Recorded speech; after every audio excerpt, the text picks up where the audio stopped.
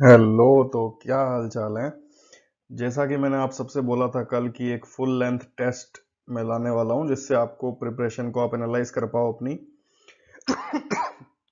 तो वो आपके सामने है। हर क्वेश्चन को मैं आपको इंग्लिश में लिखा हुआ उसको हिंदी में एक्सप्लेन करूंगा और उसके बाद में मैं आपको थोड़ा टाइम दूंगा उसको करने के लिए। ठीक है, 30-40 सेकंड का उसमें आपको आंसर देना है। और अगर आप किसी क्वेश्चन का आंसर नहीं दे पाते और मैं आंसर बता देता हूँ या फिर कोई क्वेश्चन छूट जाता है आपको समझ में नहीं आता है तो बिल्कुल उसके लिए टेंशन नहीं लेनी है। आपको इसकी पीडीएफ जो है वो टेलीग्राम ग्रुप पे मिल जाएगी और वहां से फिर से आप एक बार इसको टाइमर लगा के दे सकते हैं। प्रॉपर 2 घंटे का टाइमर लगा के आप दे सकते हैं जिससे आपको प्रॉपर वहां का फील मिल जाएगा कि कैसा एग्जाम हॉल में होने वाला है। ठीक है, तो चलिए स्टार्ट करते हैं। और जितने भी आपके नंबर आए इसमें वैसे टेस्ट ज़्यादा टफ नहीं है, हार्ड नहीं है, फिर भी जितने भी आपके नंबर आते हैं कम कम आए या ज़्यादा आए जरूर उसको शेयर करें, जरूर उसको डिस्कस करें, कमेंट बॉक्स में बताएं जिससे आगे के लिए हम बात कर सकें। कितने भी कम आए अभी आपके पास टाइम है। ठीक है, होपलेस नहीं होना है और ज़्यादा आए तो खुश नहीं होना है। तैयारी हमको किस तरह से आगे करनी है वो देखना है। ठीक है, तो स्टार्ट करते हैं। फर्स्ट क्वेश्चन है आपके सामने, which one of the following is the synonym of the word written in capital letters in the sentence she is a women of sterling qualities. तो यहाँ पे स्टर्लिंग का आपको सिनोनिम बताना है। आपके ऑप्शन है इंटरेस्टिंग, जेन्युइन, इरिटेटिंग या एक्साइटिंग।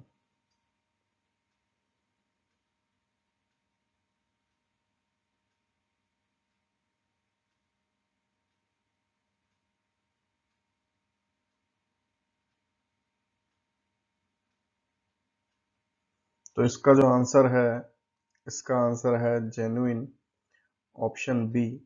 ठीक है, तो यहाँ पे जेन्युइन इसका आंसर है। स्टर्लिंग का जो सिनोनिम है वो जेन्युइन है।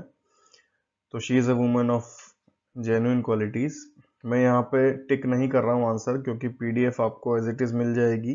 ठीक है, लेकिन ध्यान रखें क्या आंसर है। इसका आंसर है बी, जेन्युइन, जिससे आप वापस से इस पेपर को अटेम्प्ट कर पाएं, इसलिए मैं यहाँ पे टिक नहीं कर रहा हूँ। ठीक है, which one of the following is the synonym of the word written in capital letters in sentence he had a reputation of being a prudent businessman.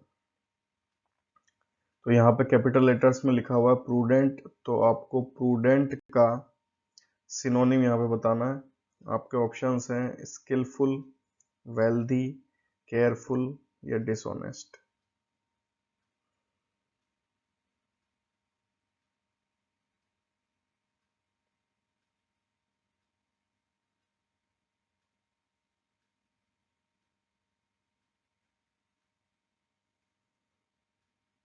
और यहाँ पे इसका जो आंसर है वो है सी, केयरफुल। ठीक है, ही had a reputation of being a prudent, prudent का सिनोनिम होता है केयरफुल। ठीक है, देखते हैं next question. Which one of the following is the synonym of the word written in capital letters? The violence erupted because of the zealot. zealot क्या है, इसका आपको सिनोनिम बताना है। enthusiastic, brave, timid या fanatic।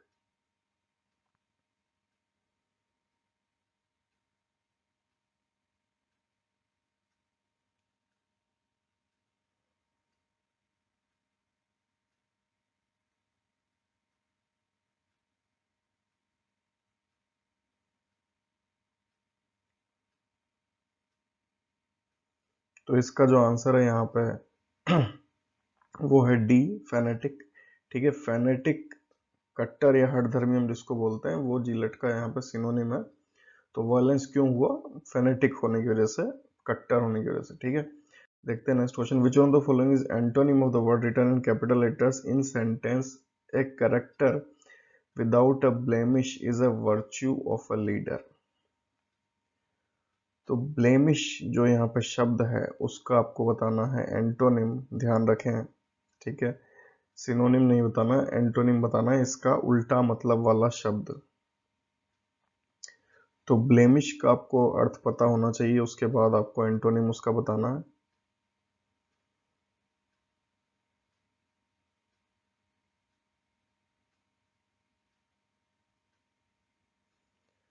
तो यहाँ पे इसका आंसर जो है वो बी एडोनमेंट है।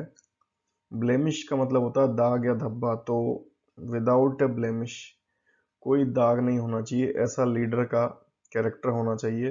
तो दाग या धब्बा कलंक, इसका उल्टा क्या होगा? सजाना, ठीक है। तो यहाँ पे बी एडोनमेंट जो है वो इसका आंसर है। देखते हैं नेक्स्ट क्वेश्चन।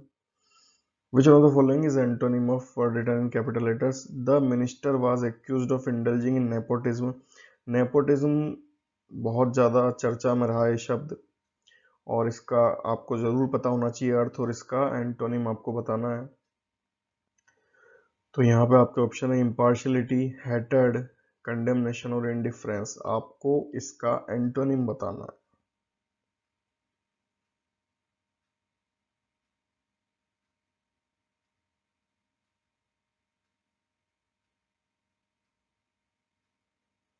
तो यहाँ जो इसका आंसर है वो क्या है?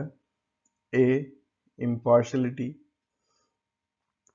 इम्पार्शलिटी इसका आंसर है कि नेपोटिज्म आपको पता है क्या होता है? भाई भतीजावाद, आप अपने लोगों को ले लो, और इम्पार्शलिटी मीन्स आप किसी के साथ पार्शलिटी नहीं करते हो, तो ये इसका एंटोनिम है। देखते हैं next question. Which one of the following is the antonym of word written in capital letters? The booking clerk looked very grumpy. Booking clerk जो था वो बहुत ग्रम्पी लग रहा था, तो क्या होना चाहिए इसका एंटोनिम? सरली, प्लीजेंट, एफिशिएंट और ऑनेस्ट।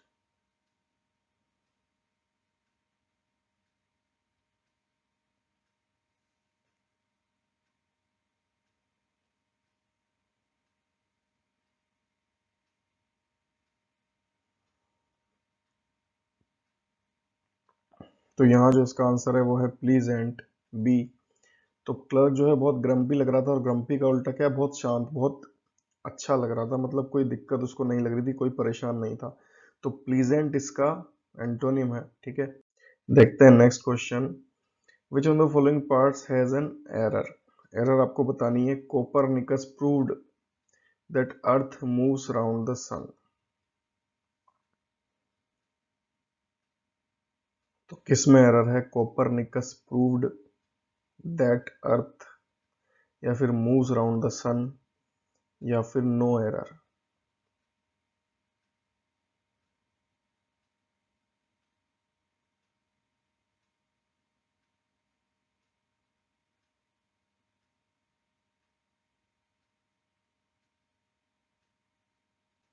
तो यहाँ पे इसका जो आंसर है वो है सेकंड पार्ट, दैट अर्थ। यहाँ पे अर्थ के पहले द लगना चाहिए, या सन के पहले लगा हुआ है, ठीक है। प्लैनेट्स के पहले हम द लगाते हैं, तो that the earth moves around the sun, ठीक है। तो सेकंड पार्ट में एरर है, द अर्थ होना चाहिए। देखते हैं next question. There are a number of reasons I don't like him, but his selfishness is intolerable. आपको बताना एरर कहाँ है। ऑप्शन है there are a number of reasons, second I don't like him, third है but his selfishness is intolerable, fourth है no error. अगर आपको इसमें समझ में नहीं आ रहा है, तो थोड़ा सा हिंट ये है कि आपको कुछ अधूरा लग रहा होगा किसी सेंटेंस में, कि कोई सेंटेंस पूरा नहीं है किसी वजह से।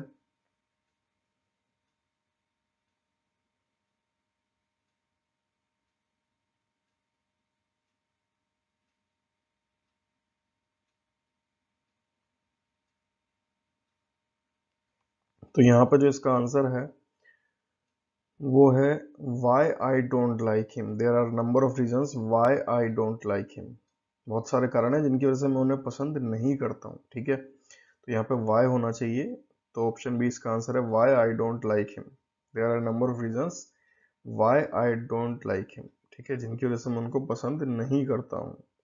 तो ये इसका आंसर है। देखते हैं नेक्स्ट क्वेश्चन।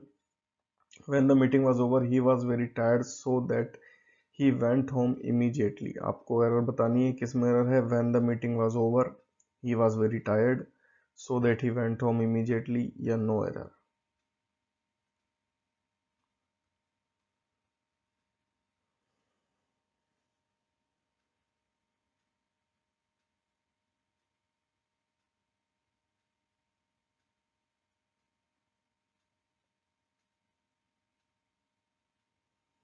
तो यहाँ पे जो आपका आंसर है वो आपको पता लग गया होगा। सो दैट लगा हुआ, यहाँ पे इस दैट की जगह नहीं है, सो ही वेंट होम इमीडिएटली होना चाहिए। ठीक है, तो यहाँ पे जो आंसर है वो थर्ड पार्ट है, इसमें दैट नहीं होना चाहिए। देखते हैं नेक्स्ट क्वेश्चन, सिंपल था ये तो। Which one of the following words can be used as a substitute for the phrase a person who insists on something. एक व्यक्ति जो किसी चीज पे इंसिस्ट करता है, दबाव देता है, जोर देता है, उसको हम क्या बोलते हैं?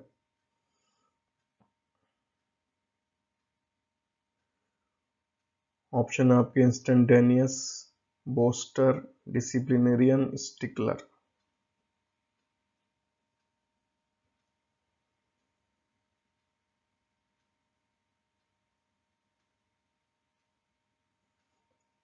तो यहाँ पे जो आपका आंसर है वो है स्टिकलर। ठीक है, वन वर्ड है ये, और एक ऐसा पर्सन जो किसी चीज पे इंसिस्ट करता है उसको हम स्टिकलर बोलते हैं। ठीक है, देखते हैं next question. Which one of the following words can be used as substitute for the phrase a part of a word that can be pronounce separately? ये तो आपने पढ़ा होगा, आपको आता होगा। इसके ऑप्शन है आर्टिकल, सिलेबल, लेटर या सिबिलेंट। किसी वर्ड का ऐसा पार्ट जिसे अलग से प्रोनाउंस किया जा सके।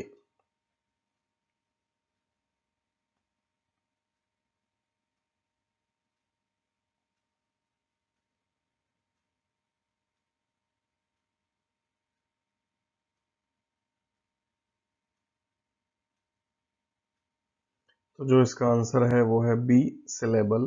ठीक है, देखते हैं नेक्स्ट क्वेश्चन। फ्रेजल वर्ब आ गई है। Which one of the following phrasal verbs may be used in the blank space in the sentence ही। अब यहाँ पे आगे क्या होना चाहिए? He jumped to the offer of his boss to accept the job abroad. He jumped at, he jumped upon या he jumped on। ये आपको बताना है कि क्या क्या यहाँ पे आएगा। He jumped at the offer, he jumped to the offer, he jumped on the offer, he jumped upon the offer।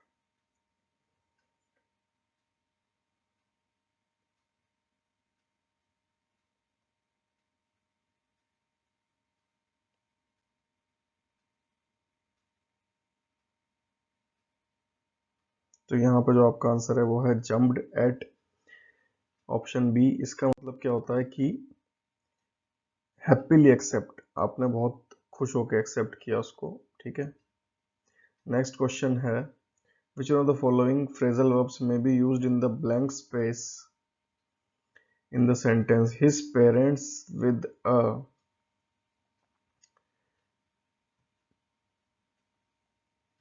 triumphant smile। तो triumphant smile के साथ में, triumphant smile के साथ में अपने पेरेंट्स ने क्या किया? looked for, looked over, looked on या looked to।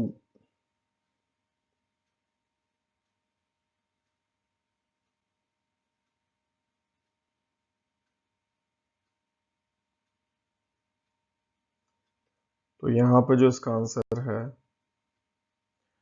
वो है looked on। looked on का मतलब होता है एज ए स्पेक्टेटर, देखना।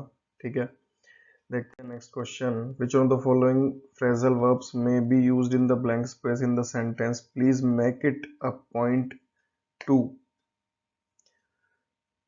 Water tap before you go out. जाने से पहले नल को क्या कर दो? Turn down, turn about, turn off या टर्न आउट। ये तो बहुत सिंपल है।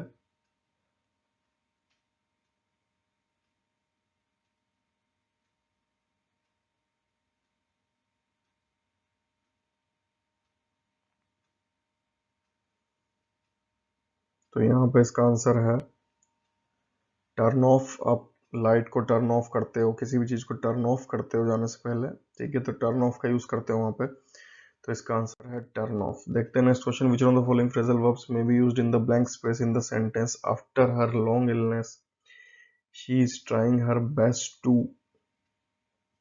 Make out her deficiency in study, make up for, make for या make out for.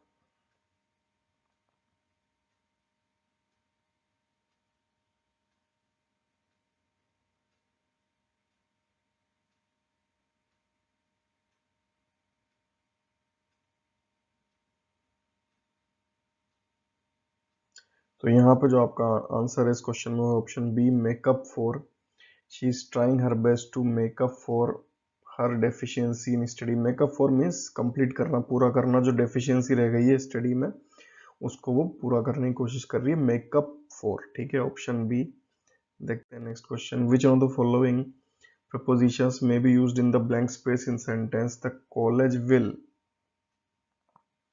break up, break in, break out, break through next week for summer vacation।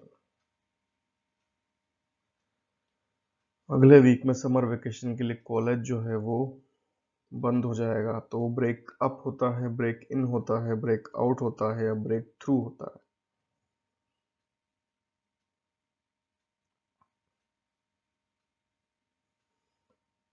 ये भी simple question है। यहाँ पे इसका आंसर है ए, breakup. तो breakup जो है वो सिर्फ इंसानों का ही नहीं होता है, कोई भी चीज में अगर गैप आता है तो उसको हम ब्रेकअप बोलते हैं। ठीक है, ब्रेकआउट तो कोई बीमारी ब्रेकआउट हो गई, ब्रेक थ्रू कोई स्पेशल इंपॉर्टेंट कोई चीज मिलना। ठीक है, तो आपको पता है यहाँ पे आंसर जो है वो ब्रेक अप है। देखते हैं next question, which of the following can be used as a substitute for the words written in capital letters in the sentence he hit the nail on the head by resigning his job। उसने उसकी job छोड़ के hit the nail on the head, अपने sir पे नाखून मारा। ठीक है, तो इस फ्रेज का मतलब क्या होता है? डन रॉन्ग, उसने गलत किया। बिग मिस्टेक, बहुत बड़ी गलती की। Right thing at right time, सही टाइम पे सही चीज की। या फिर मिसचीफ, उसने शरारत की। ठीक है, तो इनमें से कौन सा आंसर है? Hit the nail on the head, क्या मतलब होता है इसका?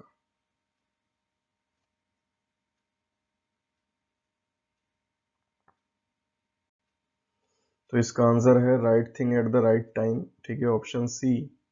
देखते हैं next question, the traders lead the credulous customers up the garden path by assuring them of warranty। Which one of the following can be used as a substitute for the words written in capital letters? तो lead up the garden path, इसका अर्थ क्या होता है? Traders जो होते हैं वो garden path, lead up the garden path के जरिए जो क्रेडुलस कस्टमर होते हैं उनको वारंटी दिखा के क्या करते हैं? टू परसुएड, मनाते हैं। टू चीट, धोखा देते हैं। टू रिक्वेस्ट, रिक्वेस्ट करते हैं। या टू एंगर, गुस्सा दिखाते हैं। तो यहाँ पे lead up the garden path का अर्थ आपको बताना है।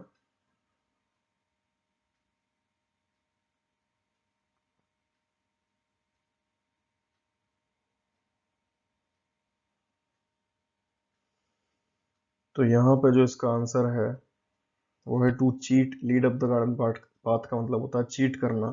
ठीक है, देखते हैं next question, she advise that I shall curtail expenditure, should have curtail expenditure, should curtail expenditure या might curtail expenditure।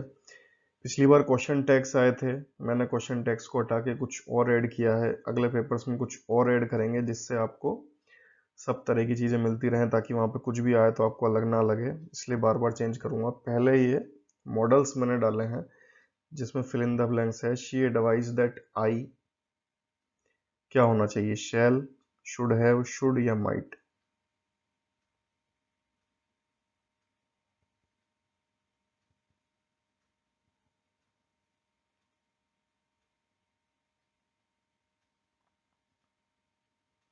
तो यहाँ पर जो इसका आंसर है वो है should. She advise that I should curtail expenditure.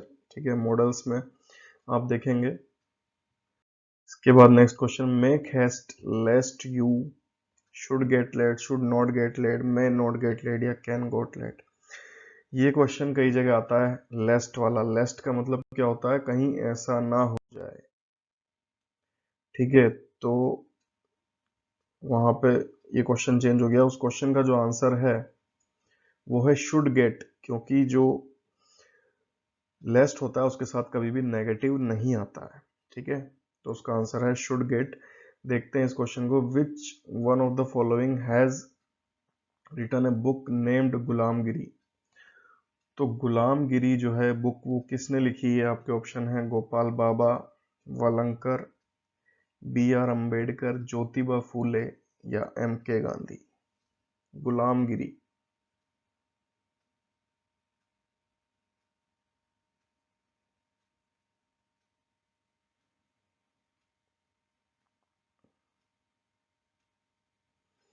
तो अब इंग्लिश के बाद वो क्वेश्चन चालू हो गए हैं जो आपको अगर आते हैं तो आते हैं और नहीं आते हैं तो नहीं आते हैं। तो इसका आंसर है ज्योतिबा फूले। ठीक है, गुलामगिरी जो है वो ज्योतिबा फूले ने लिखी है।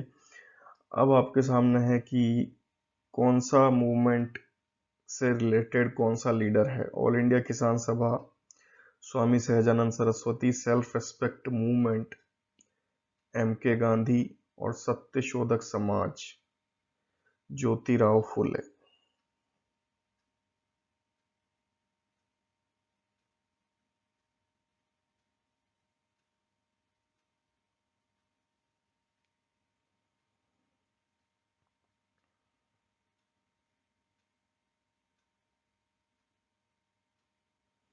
कौन सी पेयर्स जो है वो करेक्टली मैच है?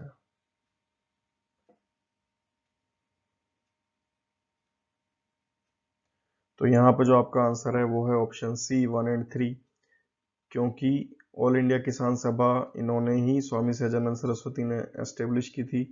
सत्यशोधक समाज ज्योतिराव फूले जी ने ही एस्टेब्लिश किया था, लेकिन self respect movement Gandhi ji ने नहीं किया था। ठीक है, तो ये 1 एंड 3 ओनली राइट है। Next question, the book social background of Indian nationalism, ये किसने लिखी है? Social background of Indian nationalism.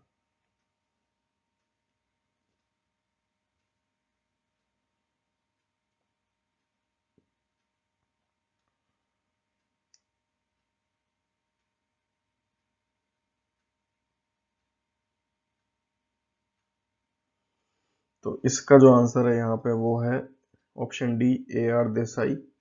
ठीक है, देखते हैं नेक्स्ट क्वेश्चन, famous book based upon the women's question in the colonial period, the high cast Hindu women. जो कॉलोनियल पीरियड था उसमें वुमेन के क्वेश्चन को लेके जो बुक फेमस रही, the high cast Hindu women, ये किसने लिखी है? कैथरीन मायो, सतीश चंद्र, मेहरीबाई टाटा या पंडिता रमाबाई।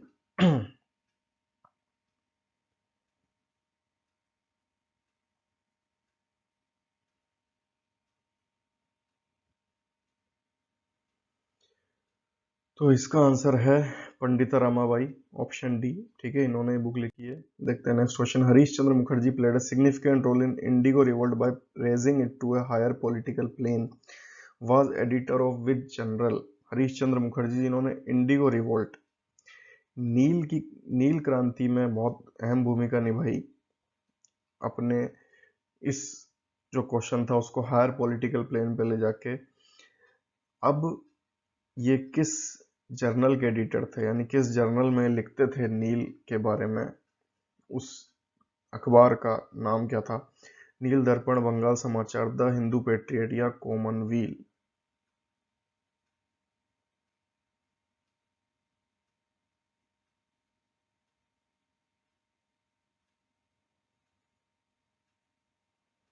तो यहाँ पे इसका जो आंसर है वो है द हिंदू पेट्रियट, इस अखबार के एडिटर थे। ठीक है, देखते हैं next question, in case of socio religious movements in India the call no religion no caste and no good for mankind given by, ये नारा किसने दिया है? No religion no caste and no god for Mankind.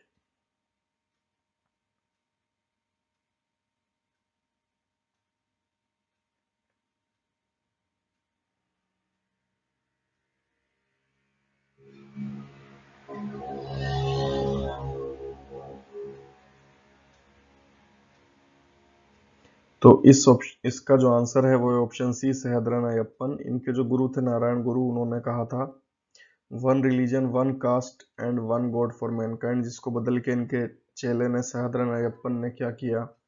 No religion no caste and no god for mankind. ठीक है, simple question है। देखते हैं next question, which act provided the right to inherit ancestral property to Hindu converts to Christianity, यानी कोई हिंदू जो है वो अगर क्रिश्चियनिटी में, ईसाई में कन्वर्ट हो जाता है तब भी उसे जो एंसेस्ट्रल प्रॉपर्टी है, उसके पूर्वजों की प्रॉपर्टी है, वो मिलेगी।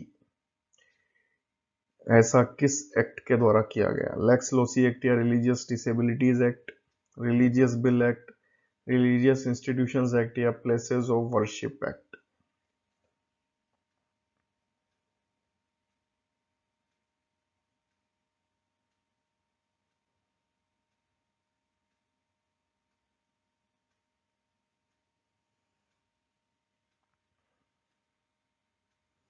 तो जैसा कि इस एक्ट से समझ आ रहा है कि ये आज़ादी से पहले का रहा होगा, क्योंकि अभी तो ऐसा कुछ है नहीं।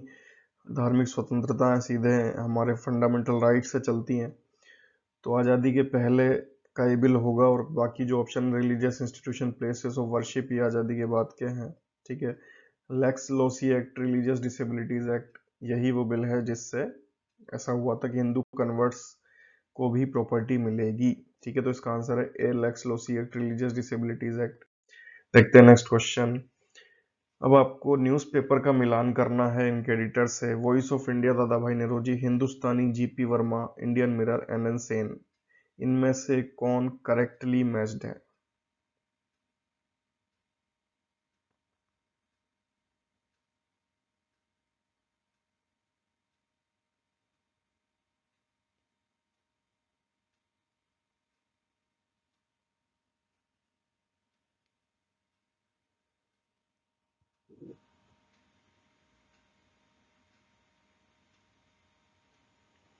तो यहाँ पे जो आपका आंसर है वो है ऑप्शन डी, 1 2 3। ये सारे ही सही मैच हैं। Voice of India Dadabhai नेरोजी, उसके एडिटर थे हिंदुस्तानी जीपी वर्मा, और इंडियन मिरर एनएन सेन। ठीक है, देखते हैं नेक्स्ट क्वेश्चन।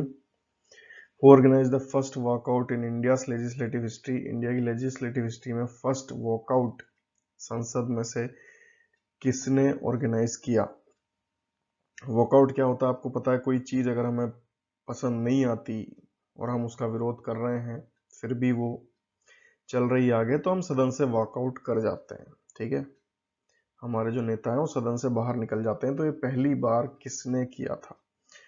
सुरेंद्र नाथ बनर्जी, जी सुब्रमण्यम अय्यर, दादा भाई नेरोजी या फिरोज शाह मेहता?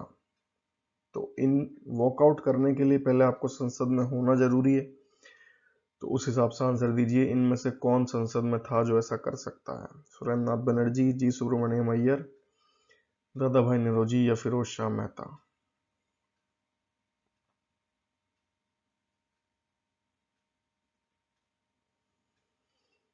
तो इसका आंसर है फिरोज शाह मेहता, डी। ठीक है, इन्होंने पहला वॉकआउट इंडिया की लेजिस्लेटिव हिस्ट्री का किया था और बहुत ही प्रखर होके अपनी बातें रखते थे संसद में। ठीक है, नेक्स्ट क्वेश्चन है, arrange the following events in chronological order.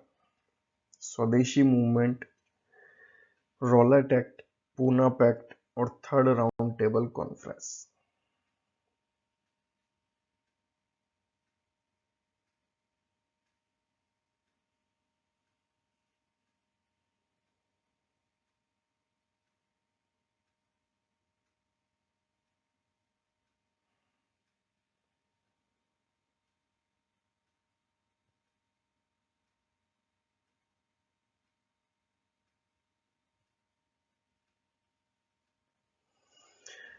इसमें से दो तो आपको इजीली पता होंगे, स्वदेशी मूवमेंट और रोलेट एक्ट। स्वदेशी मूवमेंट पहले हुआ, उसके बाद में रोलेट एक्ट हुआ। पूना पैक्ट और थर्ड राउंड टेबल कॉन्फ्रेंस, ये दोनों ही 1932 में हुए। पूना पैक्ट जो है वो पहले हुआ, राउंड टेबल कॉन्फ्रेंस हमेशा लास्ट में होती थी, दिसंबर में। ठीक है, पूना पैक्ट जो है सितंबर में हुआ। तो इसका आंसर क्या होगा? 1 2 3 4। ये क्रोनोलॉजिकल ऑर्डर में ऑलरेडी जमे हुए हैं, तो इसका आंसर होगा ऑप्शन सी, 1 2 3 4। देखते हैं next question. In which of the following session Congress adopted a resolution on fundamental rights and economic policy? कौन से कांग्रेस सेशन में कांग्रेस ने एक रिजोल्यूशन अडॉप्ट किया on fundamental rights and economic policy? 1931 Karachi, 1934 Bombay, 1929 Lahore, 1932 Delhi?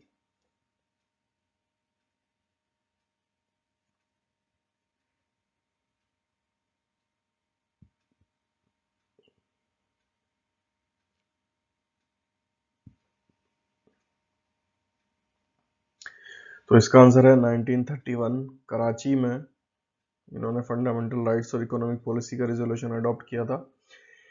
इसके प्रेसिडेंट कौन थे इस टाइम? सरदार वल्लभ भाई पटेल। ठीक है।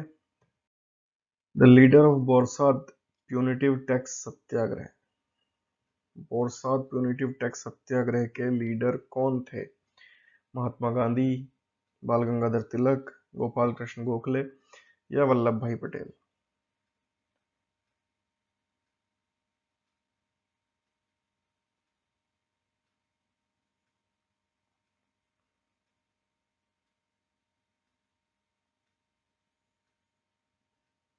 तो इस क्वेश्चन का आंसर भी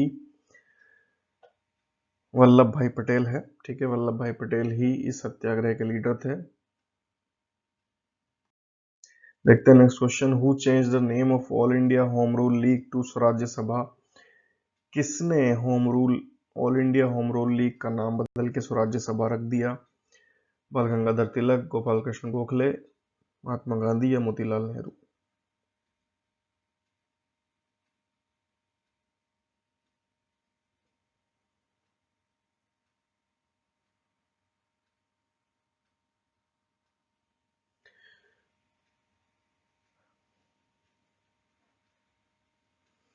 तो इस क्वेश्चन का आंसर वही है जो अभी तक किसी क्वेश्चन का आंसर नहीं रहा है, महात्मा गांधी, जिन्होंने all India home rule league का नाम बदल के स्वराज्य सभा रख दिया। इन्होंने इसकी प्रेसिडेंटशिप स्वीकार की और इसका नाम प्रेसिडेंट बनते ही चेंज कर दिया all India home rule league से स्वराज्य सभा।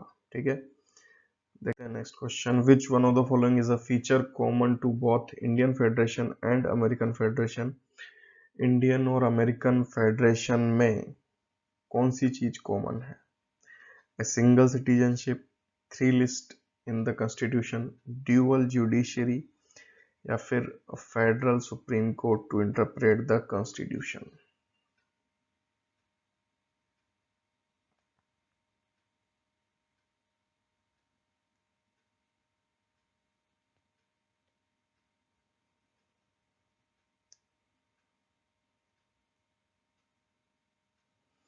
तो यहाँ पे आपको पता है इंडिया में सिंगल सिटीजनशिप है लेकिन अमेरिका में नहीं है, तो फर्स्ट ऑप्शन नहीं है। Three list in the constitution भी वहां नहीं है, ड्यूअल जुडिशरी भी नहीं है। तो हमारा आंसर क्या है? A federal supreme court to interpret the constitution. ठीक है, एक फेडरल सुप्रीम कोर्ट है जो कॉन्स्टिट्यूशन को इंटरप्रेट कर सकती है। ये हमारा आंसर है। देखते हैं next question. Which one the following statements regarding the constituent assembly are true? Constituent assembly से रिलेटेड कौन से जो स्टेटमेंट्स हैं वो ट्रू हैं? It was not based on adult franchise, ये वयस्क मताधिकार पर आधारित नहीं थी। It resulted from direct elections, ये सीधे चुनावों से बनी थी। It was a multi party body, ये एक बहुत सारी पार्टियां थी इसमें। It worked through several committees, बहुत सारी कमिटीज के थ्रू ये वर्क करती थी।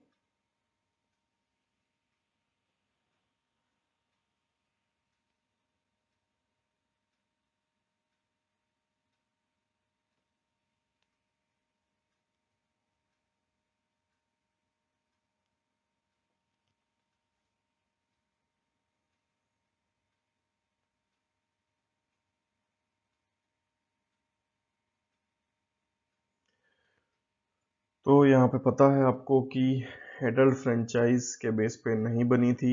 ऑप्शन 1 जो पॉइंट है हमारा वो सही है। It resulted from direct elections, direct election से नहीं बनी थी। It was a multi party body, ये मल्टी पार्टी बॉडी नहीं थी। ठीक है, सारे एक ही पार्टी के थे। It worked through several committees, बहुत सारी कमिटीज के थ्रू ये वर्क करती थी, ये सही है। तो फर्स्ट और फोर यानी ऑप्शन सी हमारा सही है, बाकी सब गलत है। ठीक है, ऑप्शन सी। देखते हैं नेक्स्ट क्वेश्चन।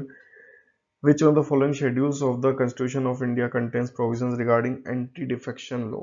Anti-defection law ये कौन से शेड्यूल में आता है? तो एंटी डिफेक्शन लॉ मैं आपको बता दूं कि ये क्या होता है। अगर आप पार्टी चेंज करते हो, ठीक है, तो आपकी सदस्यता चली जाएगी। बहुत ज़्यादा पहले पार्टी लोग चेंज करते थे, उसके लिए बनाया गया था कि अब आपको पार्टी जो है आपकी उसके हिसाब से चलना होगा, आप अलग नहीं जा सकते। इसमें बहुत सारे नियम हैं। ठीक है, तो ये कौन से शेड्यूल में है? ये आपको बताना है, सेकंड, थर्ड, एट्थ या 10th।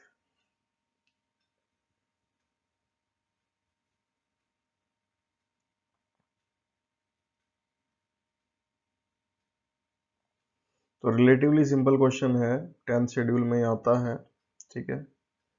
11 में पंचायती राज, 12 में कोऑपरेटिव सोसाइटी, 8th शेड्यूल में हमारी लैंग्वेजेस आती हैं, ठीक है। तो शेड्यूल आपको थोड़ा सा ध्यान रखना है। देखते हैं next question. In the Indian constitution right to equality is granted by 5 articles, they are.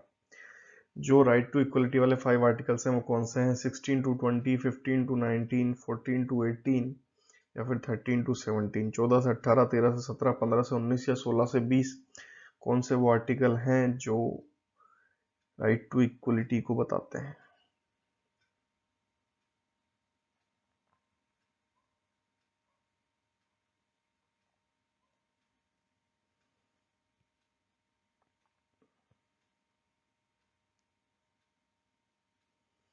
तो इसका आंसर है ऑप्शन सी, 14 से 18, ठीक है। 14 to 18 जो आर्टिकल हैं वो राइट टू इक्वलिटी को बताते हैं।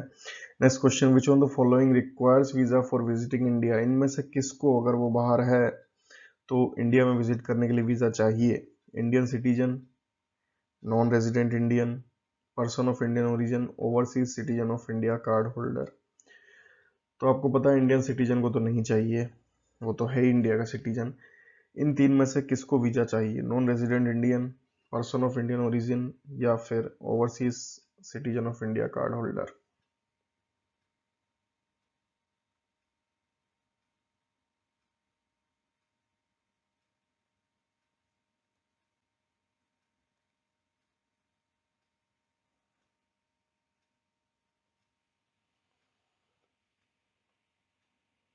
तो यहाँ पे जो आपका आंसर है वो है option C, person of Indian origin को वीजा लेना पड़ेगा। बाकी नॉन रेजिडेंट इंडियन को भी जरूरत नहीं है और ओवरसीज सिटीजन भी एनी नंबर ऑफ टाइम आ जा सकता है बिना वीजा के, ठीक है। देखते हैं next question. Under which article president can suspend the right to move any court for the enforcement of fundamental rights during a national emergency. National emergency के दौरान प्रेसिडेंट जो है वो right to move any court suspend कर सकता है। ये आपको कौन से आर्टिकल से पता लगता है?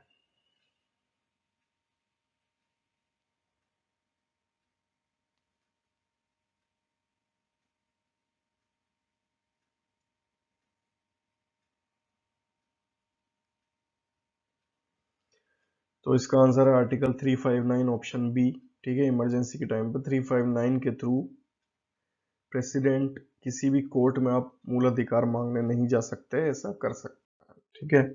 देखते हैं next question. Which one the following is not a fundamental right under the provisions of constitution of India.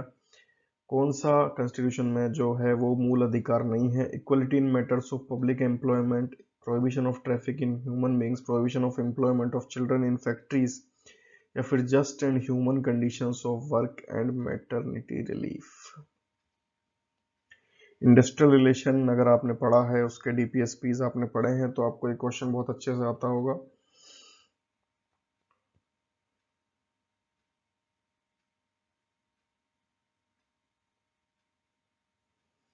तो यहाँ पर जो इसका आंसर है वो है option D, just and human conditions of work and maternity relief. ये एक डीपीएसपी में है, नीति निर्देशक तत्व में आता है, तो ये फंडामेंटल राइट में नहीं आता है, ठीक है। देखते हैं next question. When the government ownership in public sector undertaking is diluted, it is called। जब जो गवर्नमेंट की ओनरशिप है पब्लिक सेक्टर अंडरटेकिंग में, पीएसयूज में, उसको डायल्यूट किया जाता है, थोड़ी ओनरशिप बेचती है सरकार, तो उसको क्या बोलते हैं? Privatisation, public private partnership, disinvestment या डिफ्लेशन।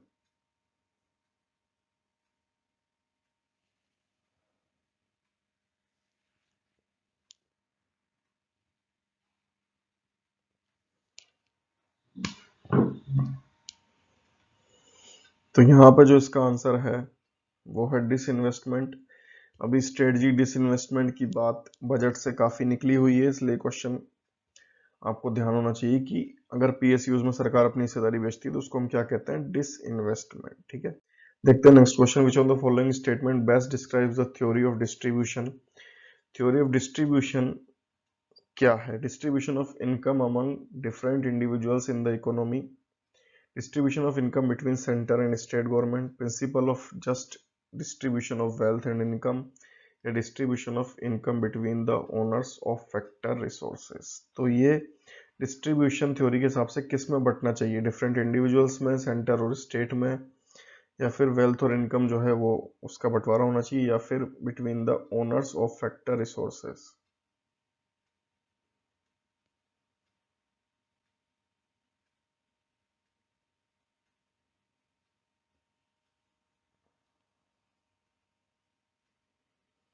तो यहाँ पे जो इसका आंसर है वो option D, distribution of income between the owners of factor resources, ये इसका आंसर है।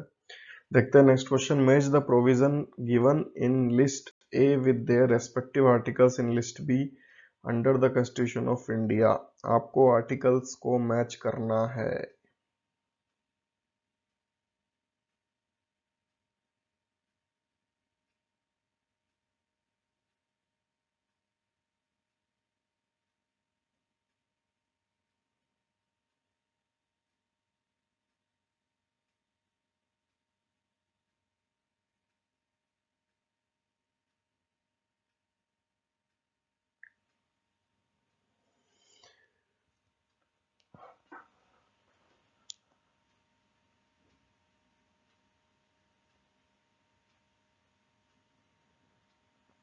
तो ये क्वेश्चन दिखने में टफ है, लेकिन अगर कोई भी एक आपको इनमें से पता है तो आप आंसर दे सकते हैं, क्योंकि ऑप्शंस इस तरह के हैं कि अगर एक भी आपको पता है तो आंसर आप दे पाएंगे। ठीक है, तो यहाँ पे ऑप्शन ए हमारा राइट है।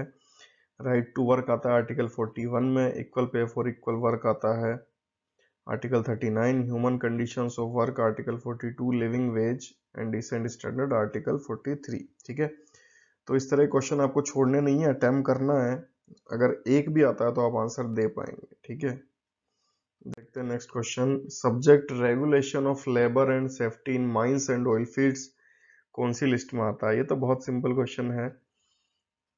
माइंस एंड ऑयल फील्ड्स के जो लेबर है उनका रेगुलेशन कौन सी लिस्ट में आता है? State list, union list, concurrent list, या नन ऑफ द अबव।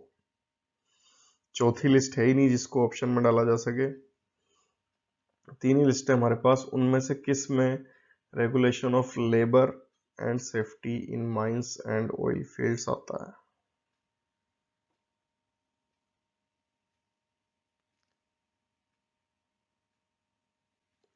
तो यहाँ पे जो आपका ऑप्शन है वो है यूनियन लिस्ट। ठीक है, जहाँ पे माइंस और ऑयल फील्ड्स की बात आती है वहां पे किसके हाथ में है? यूनियन के हाथ में।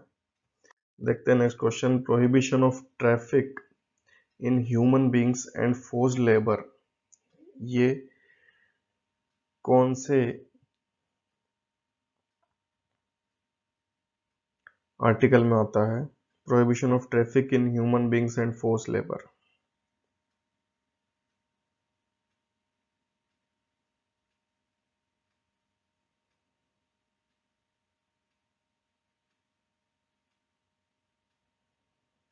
तो सिंपल क्वेश्चन है, फंडामेंटल राइट्स आपको अच्छे से पढ़ने हैं।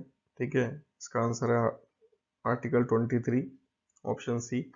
देखते हैं next question, the concept of invisible hand theorem in context of labour market was put forward by. जो कंसेप्ट है इनविजिबल हैंड थ्योरम का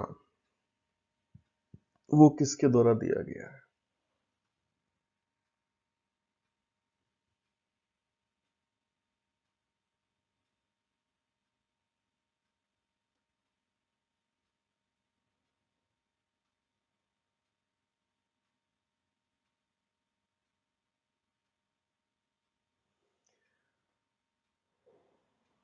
तो यहाँ जो आपका आंसर है वो है Adam Smith, option A. Next question, wages equal to the total product of labour of the marginal firm minus the amount discounted by the employer for advance support of the worker comes under which theory? किस theory के हिसाब से ऐसा है कि wages equal to the total product of labour of marginal firm minus the amount discounted by the employer for advance support?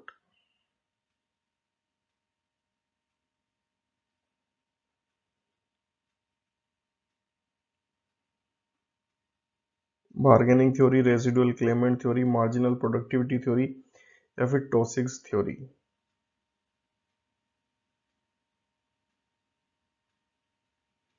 तो इसका answer है यहाँ पे option A, टॉसिग्स theory.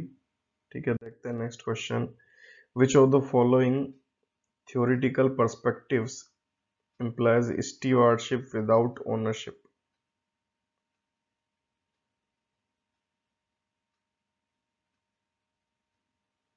Stewardship without ownership ये कौन से पर्सपेक्टिव में आता है? यूनिटरी, प्लूरलिस्ट, रेडिकल या trusteeship?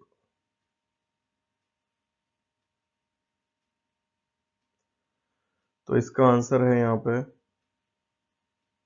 Option D, trusteeship perspective. ठीक है, स्टीवर्डशिप विदाउट ओनरशिप यानी ओनरशिप के बिना किस में आएगा वो?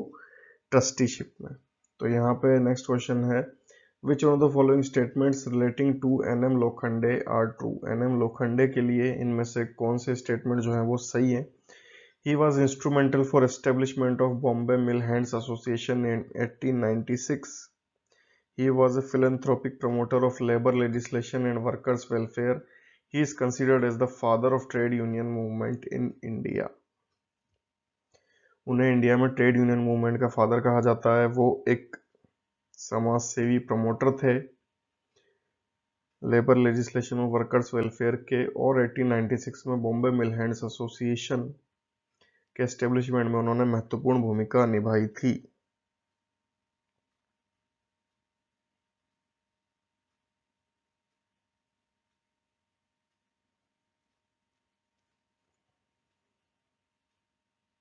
इसका आंसर है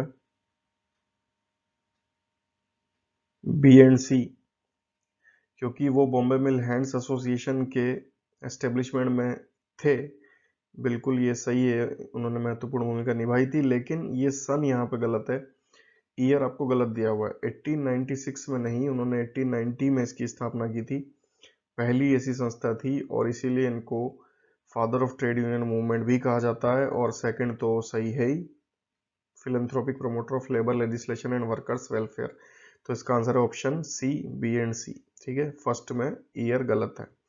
देखते हैं next question, which among the following statements related to the features of collective bargaining are correct? Collective bargaining के लिए इनमें से क्या सही है? It is a two way process, it involves civilised confrontation, it is a static process, it is a complementary process.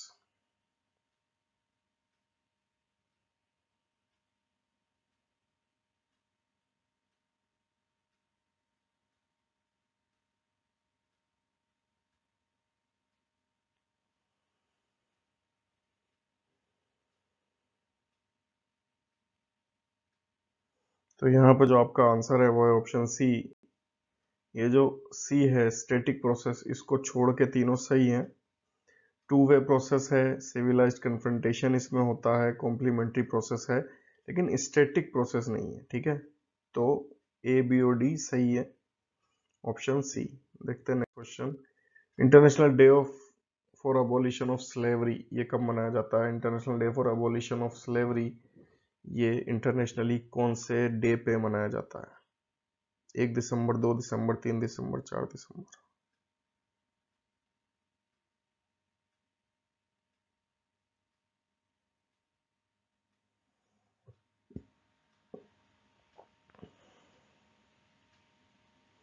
यहाँ जो आपका आंसर है वो है ऑप्शन बी, 2 दिसंबर को ही मनाया जाता है। देखते हैं next question, why is ILO different from other United nation organisations? ILO जो है वो अदर यूएन ऑर्गेनाइजेशन से क्यों अलग है? First option, representative of employees and government official take part. Second, representatives of employers, employees and government official take part in work. Third, UN officials and employees work together. तो जो other organisations हैं UN की, उनसे ILO क्यों अलग है?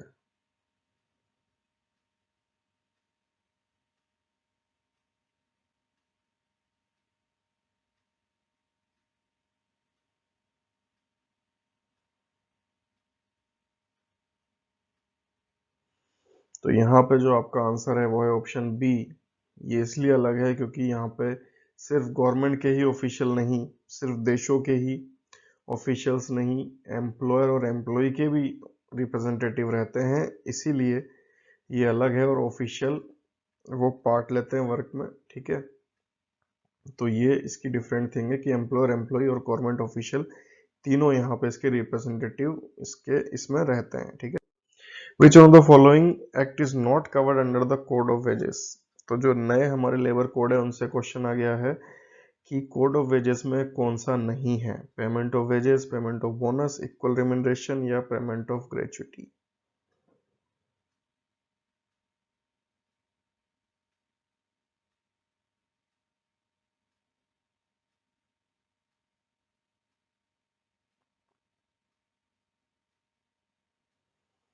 तो इसका आंसर है डी, पेमेंट ऑफ ग्रेच्युटी जो है वो कोड ऑफ वेजेस में नहीं है।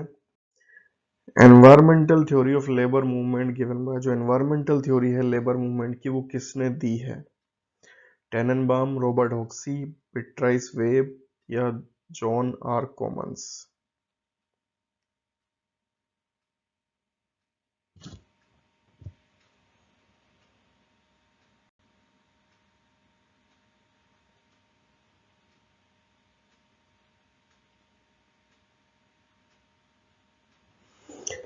तो इसका जो आंसर है वो है option D, John R Commons ने ये एनवायरमेंटल थ्योरी दी है।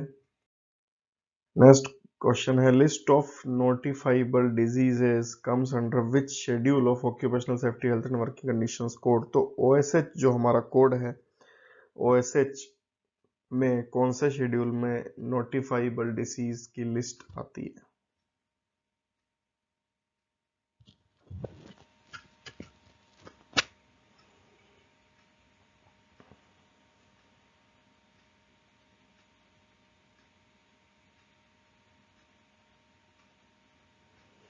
तो इसका आंसर है यहाँ पे थर्ड शेड्यूल, ऑप्शन सी में लिस्ट आती है।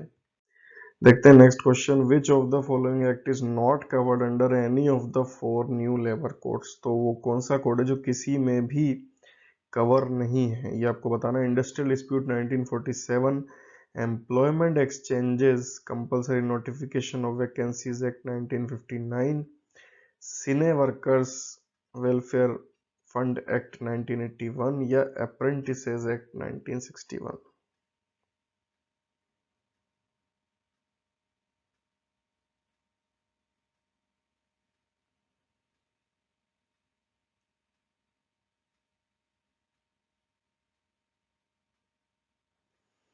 तो यहाँ पे जो आंसर है इसका वो है ऑप्शन डी, अप्रेंटिसेस एक्ट 1961, ठीक है। ये कवर नहीं है किसी में, मैंने आपको पिछली वीडियो में जो मैंने डिफरेंसेस पे बनाई है उसमें बताया भी था। Next question, threshold for applicability of standing orders has been increased in the new code on industrial relations. जो नया कोड है इंडस्ट्रियल रिलेशन का, उसमें स्टैंडिंग ऑर्डर्स के लिए जो थ्रेशोल्ड है वो बढ़ा दिया गया है। What are the previous and new limits for the same. पुरानी और नई लिमिट क्या है। 100 300, यानी किससे बढ़ा के क्या कर दिया गया है, 100 से 300, 150 से 300, 100 से 200 या 50 से 300, 100 to 300, 150 to 300, 100 to 200 या 50 to 300।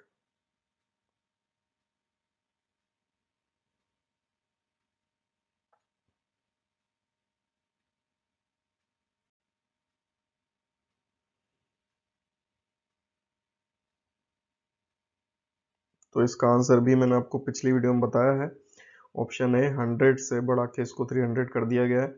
देखते हैं next question, new codes introduced provisions on fix term employment, fix term employee refers to. नए कोड जो है उन्होंने एक प्रोविजंस फिक्स किए हैं फिक्स टर्म एम्प्लॉयमेंट के लिए। आपको बताना फिक्स टर्म एम्प्लॉय कौन होता है, परमानेंट एम्प्लॉय, कॉन्ट्रैक्ट लेबर या on a written contract with employer या फिर not on the payroll of establishment. Permanent employee होगा फिक्स टर्म एम्प्लॉय, या कॉन्ट्रैक्ट लेबर होगा, या जिसका एक रिटर्न कॉन्ट्रैक्ट है वो होगा, या फिर जो पेरोल पे नहीं है वो सब फिक्स टर्म एम्प्लॉय होंगे।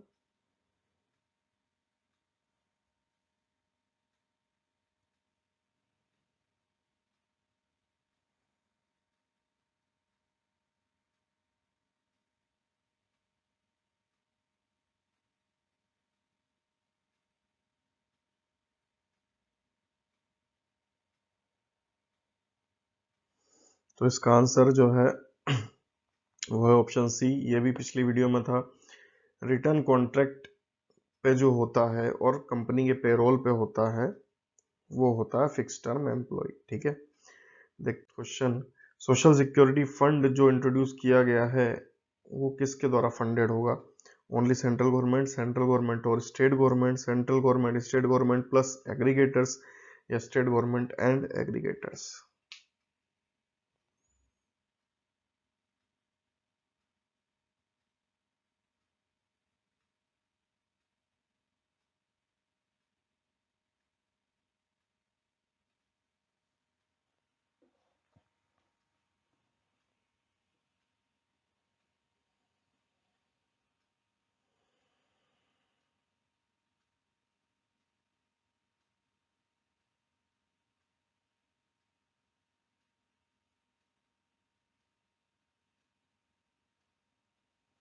तो यहाँ पर जो इसका आंसर है वो है option C, central government, state government और एग्रीगेटर तीनों मिलके फंड बनाएंगे। और जो अलग से क्लासिफिकेशन ऑफ एग्रीगेटर्स है वो इस कोड के यानी सोशल सिक्योरिटी कोड के 7th शेड्यूल में दिया गया है। इसके 7 शेड्यूल है, ध्यान रखें, और उसमें 7th में क्लासिफिकेशन ऑफ एग्रीगेटर्स है। ये भी पूछा जा सकता है, इसको ध्यान रखें। और कौन मिलके बनाएंगे? सेंट्रल, स्टेट गवर्नमेंट और एग्रीगेटर। ठीक है, देखते हैं next question. Which on the following is then old age pension scheme for farmers? इनमें से कौन सी एक ओल्ड एज पेंशन स्कीम है फार्मर्स के लिए?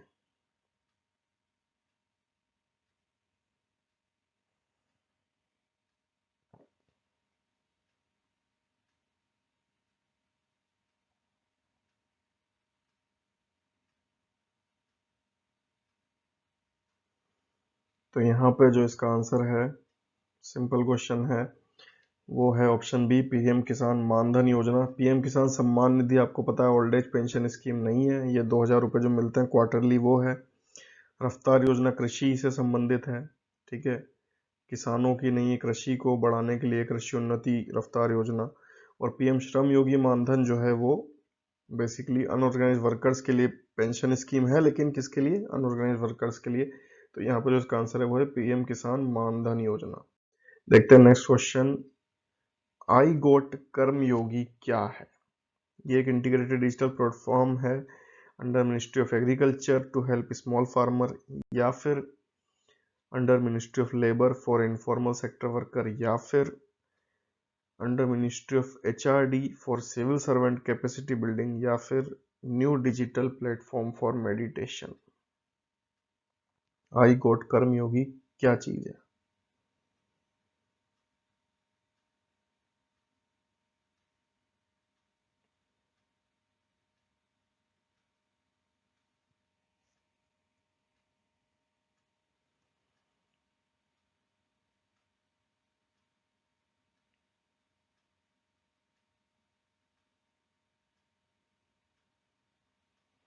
तो यहाँ पे जो इसका आंसर है वो है ऑप्शन सी। ये इंटीग्रेटेड डिजिटल प्लेटफॉर्म है under ministry of HRD for civil servant capacity building. जो सिविल सर्वेंट्स हैं हमारे, उनको ट्रेनिंग कराई जाएगी एक तरीके से, उनकी कैपेसिटी बिल्डिंग के लिए प्रोग्राम है आई गॉट कर्मयोगी। ठीक है, देखते हैं next question. PM Svanidhi scheme जो है उससे रिलेटेड क्या सही नहीं है? Which of the following is not a feature of PM Svanidhi scheme? PM Svanidhi scheme का क्या फीचर नहीं है? तो देखिए, ये एक सेंट्रल सेक्टर स्कीम है। इसकी फुल फॉर्म जो है वो स्ट्रीट वेंडर्स आत्मनिर्भर निधि है। ये मिनिस्ट्री ऑफ लेबर के द्वारा चलाई जाती है। और फोर्थ है कि इसमें जो स्ट्रीट वेंडर्स हैं उनको इनिशियल वर्किंग कैपिटल 10,000 का दिया जाएगा बिना किसी कोलेटरल सिक्योरिटी। इन चारों में से क्या सही नहीं है?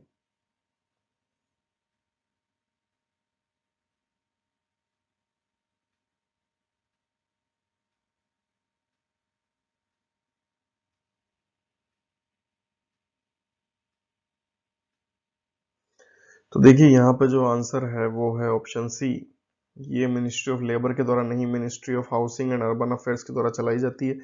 बाकी तीनों चीजें सही हैं। सेंट्रल सेक्टर स्कीम है, स्ट्रीट वेंडर आत्मनिर्भर निधि इसकी फुल फॉर्म है, और इसमें 10,000 रुपये दिए जाएंगे बिना किसी कोलेटरल सिक्योरिटी के। स्ट्रीट वेंडर के पास सिक्योरिटी कहाँ से होगी, इसीलिए तो ये चलाई गई है। ठीक है, देखते हैं next question, Kapila Kalam programme के बारे में क्या सही नहीं है? Which of the following is not true about Kapila Kalam programme?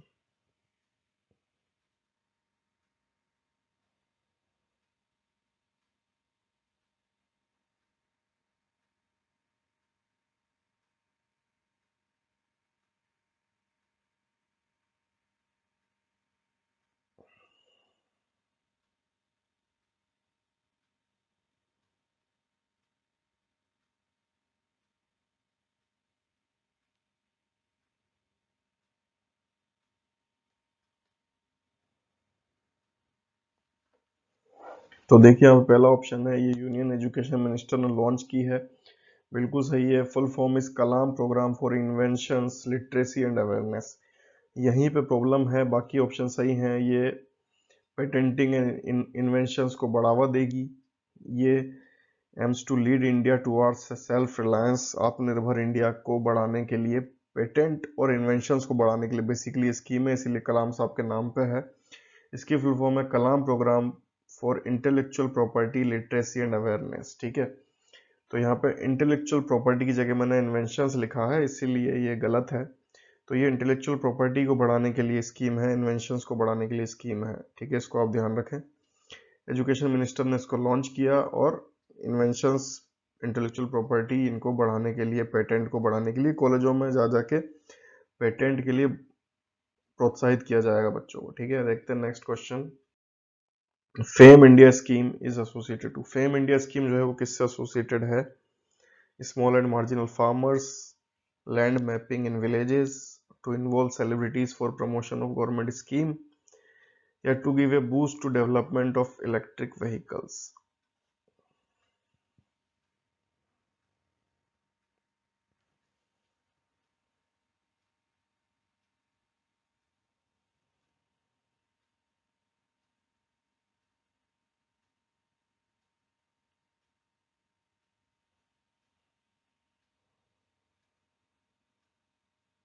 तो यहाँ पर जो इसका आंसर है वो है ऑप्शन डी।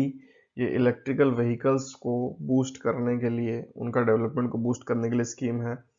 फार्मर से या लैंड मैपिंग से या सेलिब्रिटी से इसका कोई संबंध नहीं है। फैम किसके लिए है? इलेक्ट्रिक व्हीकल्स के लिए, उनको डेवलपमेंट को बूस्ट करने के लिए स्कीम है। ठीक है, देखते हैं next question. Which of the following is not a component of PM Kusum scheme? PM Kusum scheme मैंने आपको कई बार पढ़ाई है और आपको बोला है कि इसको याद रखें, तो वही क्वेश्चन है कि कौन सा कंपोनेंट इसका नहीं है।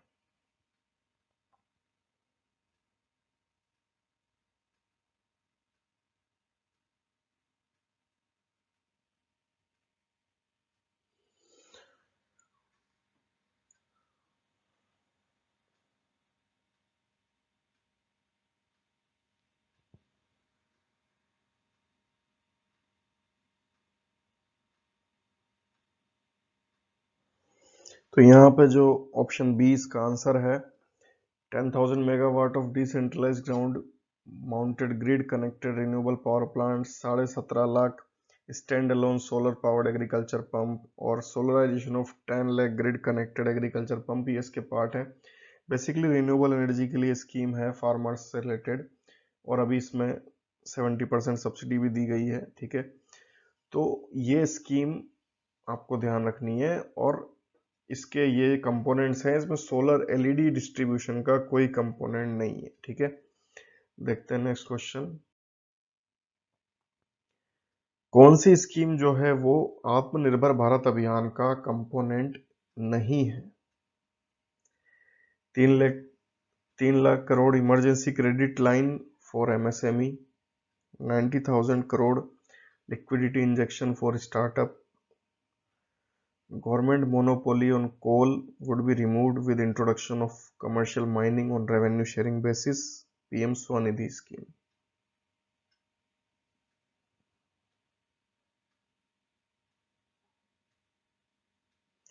इसके बारे में भी हमने बात की कि स्ट्रीट वेंडर्स को 10,000 रुपये दिए जाएंगे इनिशियल वर्किंग कैपिटल के लिए बिना कोलेट्रल के, 3 लाख करोड़ एमएसएमईज के लिए, 90,000 करोड़ स्टार्टअप के लिए, और कोल में गवर्नमेंट मोनोपोली को खत्म करके रेवेन्यू शेयरिंग बेसिस पे कमर्शियल माइनिंग की जाएगी। इन चारों में से क्या कंपोनेंट आत्मनिर्भर भारत अभियान का नहीं है?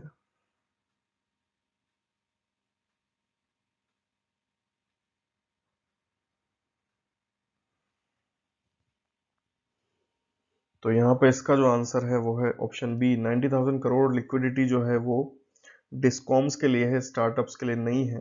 ठीक है, तो ये यहाँ पे गलत है। नेक्स्ट है Samarth scheme comes under which of the following ministry? Samarth scheme किस मिनिस्ट्री के अंतर्गत आती है?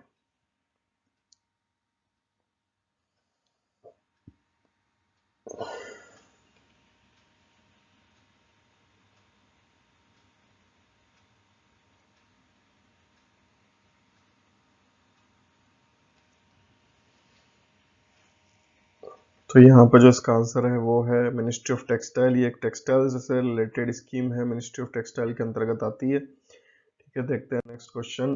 A fixed asset costing rupees 3 lakh is depreciated over its estimated useful life of 15 years. This is related to। एक 3 लाख की आपकी कोई असेट है, फिक्स्ड असेट, उसको आप तोड़ तोड़ के 15 साल में उसकी लाइफ में तोड़ तोड़ के आप उसका जो मूल्य है उसको यूज करते हो। ये कौन से कंसेप्ट से रिलेटेड है? गोइंग कंसर्न, कंसिस्टेंसी, मैचिंग या मॉनेटरी यूनिट अजम्पशन?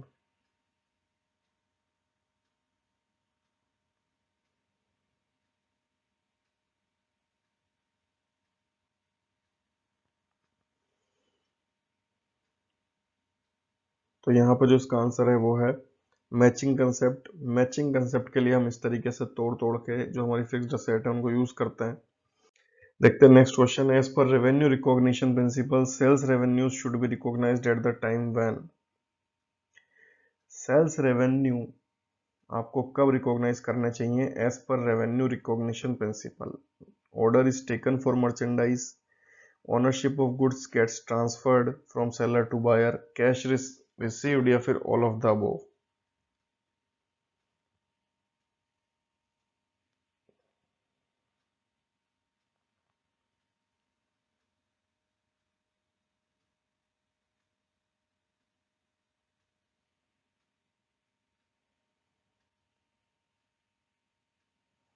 तो जो यहाँ पे इसका आंसर है वो है ownership of goods gets transfer. जैसे ही ओनरशिप ट्रांसफर हो जाती है सेलर टू बायर, आपको रेवेन्यू रिकॉग्निशन इसका करना चाहिए। ठीक है, देखते हैं नेक्स्ट।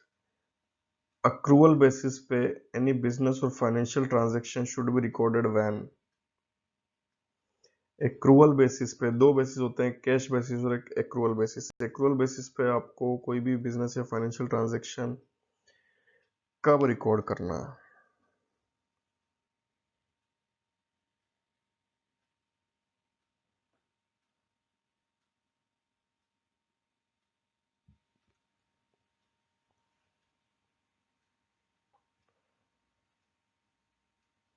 इसका आंसर है ऑप्शन डी।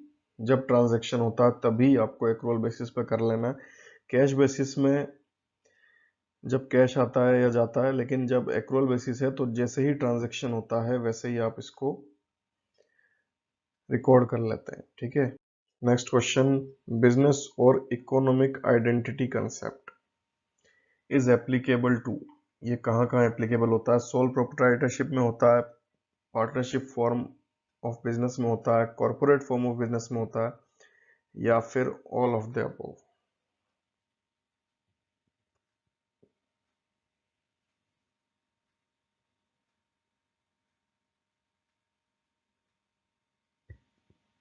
तो यहाँ पर जो इसका आंसर है वो है ऑल ऑफ द अबव। सभी में बिजनेस एंटिटी कंसेप्ट हमारा लागू होता है। ठीक है, ऐसा नहीं कि ओनली सोल पे होगा, पार्टनरशिप पे होगा, कॉर्पोरेट पे होगा, सब जगह ये कंसेप्ट लागू होता है। Next question. Which of the following is called fictitious assets? तो फिक्शियस असेट्स आप किसको बोलते हो? Which are immediately convertible into cash without much loss, जिनको अर्जेंट कैश में कन्वर्ट किया जा सके, ज्यादा नुकसान ना हो। विच आर एग्जॉस्टेड विद और which lose themselves in the goods they produce, जो प्रोड्यूस करने में गुड्स को खत्म हो जाती हैं उनको कहते हैं, या फिर which have no real value but are shown in the books of accounts only for technical reasons, जिनकी कोई वैल्यू नहीं है लेकिन उनमें बुक्स ऑफ अकाउंट्स में दिखाया जाता है टेक्निकल रीजंस के लिए। या फोर्थ है which are acquired for relatively long period, जिन्हें लंबे समय के लिए लिया जाए।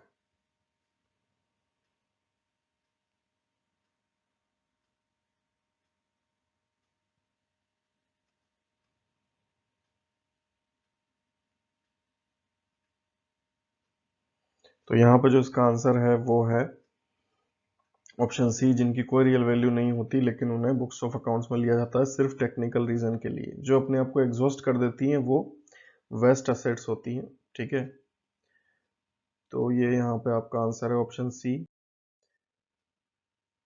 Next question, concept of conservatism will have the effect of, conservatism के कंसेप्ट से क्या होगा? ओवर स्टेटमेंट होगा असेट्स का, अंडर स्टेटमेंट होगा असेट्स का, अंडर स्टेटमेंट्स होगा provision for bad and doubtful assets, या फिर ओवर स्टेटमेंट होगा स्टॉक का।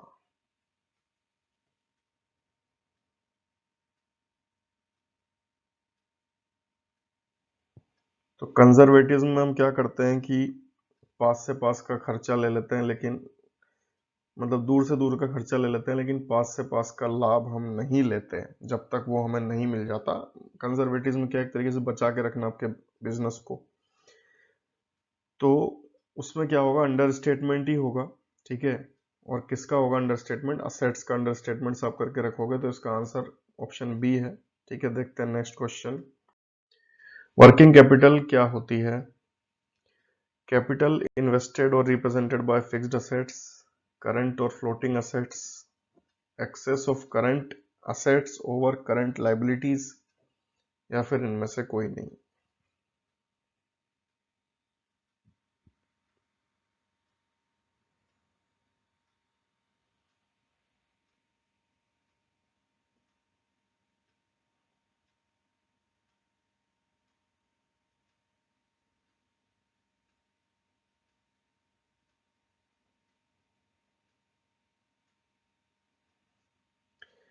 यहाँ पे जो आपका आंसर है वो है option C, excess of current assets over current liabilities. ये वर्किंग कैपिटल होती है जो करंट में असेट्स आपकी कितनी ज्यादा चल रही है करंट लाइबिलिटीज से, उस तरीके से देखा जाता है। देखते हैं next question, which of the following is an example of contingent liability? Contingent liability का एग्जांपल इनमें से क्या है? क्रेडिटर्स, या फिर लॉन्ग टर्म लाइबिलिटी, या फिर बिल्स पेएबल, या फिर estimated amount of contracts remaining to be executed on capital account and not provided for. तो पहले मैं आपको बता दूं कंटीजेंट लायबिलिटी होती क्या है। इसका मतलब ये होता है कि ऐसी कोई लायबिलिटी जो किसी इवेंट पर डिपेंड करती है, फ्यूचर में होने वाले, उसके आधार पे है कि ये होगी या नहीं होगी, ये हमको देनी पड़ेगी या नहीं, ये किसी इवेंट पे डिपेंड करता है।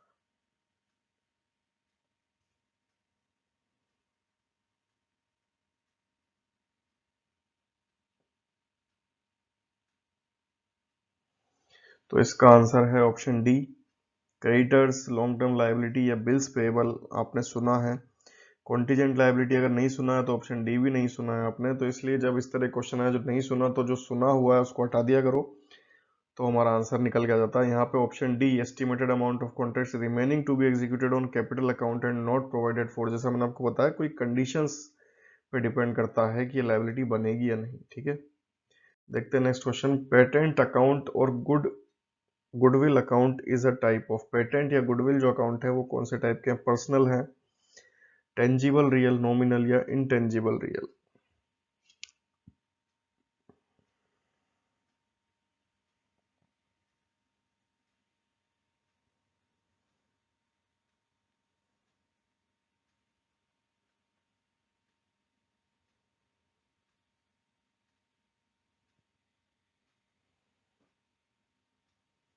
तो यहाँ पर जो आपका ऑप्शन है वो है option D, intangible real account, ठीक है। तो रियल अकाउंट में आते हैं, उसमें किस में आते हैं?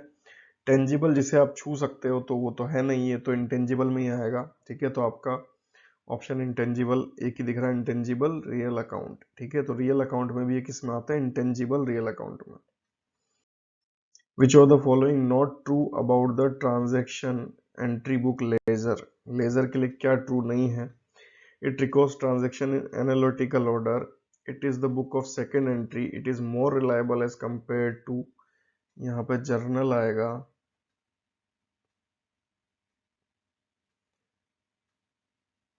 जर्नल के कंपैरिजन में ये माना जाता है कि ज़्यादा रिलायबल है। या फिर process of recording transaction is called posting.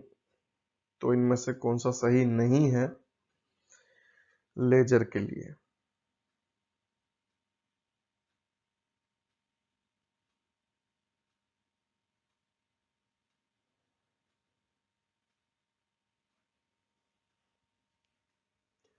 तो यहाँ पर जो इसका आंसर है वो है ऑप्शन सी। इसको ज़्यादा reliable compare to ledger, compare to journal नहीं समझा जाता। कंपेयर जनरल ज़्यादा रिलायबल होती है क्योंकि वो फर्स्ट एंट्री बुक होती है, ओरिजिनल एंट्री उसी में जाती है, इसलिए ज़्यादा रिलायबल बुक जर्नल होती है, उससे फिर लेजर में आती है, इसलिए उसके कंपेरेटिव में कम रिलायबल है। ठीक है, देखते हैं next question. Relationship between consignor and consignee. Consignor और कंसाइनी के बीच में रिलेशनशिप होती है वो कैसी होती है? बायर सेलर की रिलेशनशिप होती है, एम्प्लॉयर एम्प्लॉय की होती है, या प्रिंसिपल और एजेंट की होती है, या इनमें से कोई नहीं।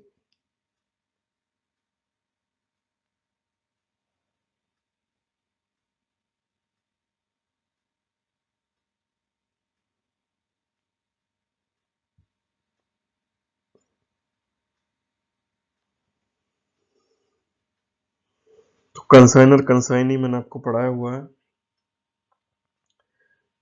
इसमें जब तक माल बिकता नहीं है तब तक वो कंसाइनर का ही रहता है। ठीक है, तो यहाँ पे जो रिलेशनशिप है बायर सेलर की नहीं होती, आप वापस कर सकते हो कंसाइनर को। यहाँ पे ओनरशिप चेंज नहीं होती, सिर्फ सामान जाता है। ठीक है, तो एक तरीके से एजेंट के रूप में काम करता है कंसाइनी, इसलिए यहाँ पे जो रिलेशनशिप होती है वो प्रिंसिपल और एजेंट की होती है। देखते हैं next question. In the absence of any agreement between ventures is a joint venture profit and loss are to be shared. एक जॉइंट वेंचर में अगर कोई एग्रीमेंट नहीं हुआ है तो प्रॉफिट और लॉस किस हिसाब से बटेंगे? इन्वेस्टमेंट के हिसाब से, टाइम ऑफ इन्वेस्टमेंट के हिसाब से, इक्वली, या फिर डिपेंड्स? डिपेंड्स का मतलब इसके बाद में भी ये डिपेंड करता है, एग्रीमेंट नहीं है तब भी देखी जाती हैं चीजें। या फिर इन्वेस्टमेंट के हिसाब से बांट लिया जाएगा, या फिर टाइम ऑफ इन्वेस्टमेंट से, या फिर इक्वली।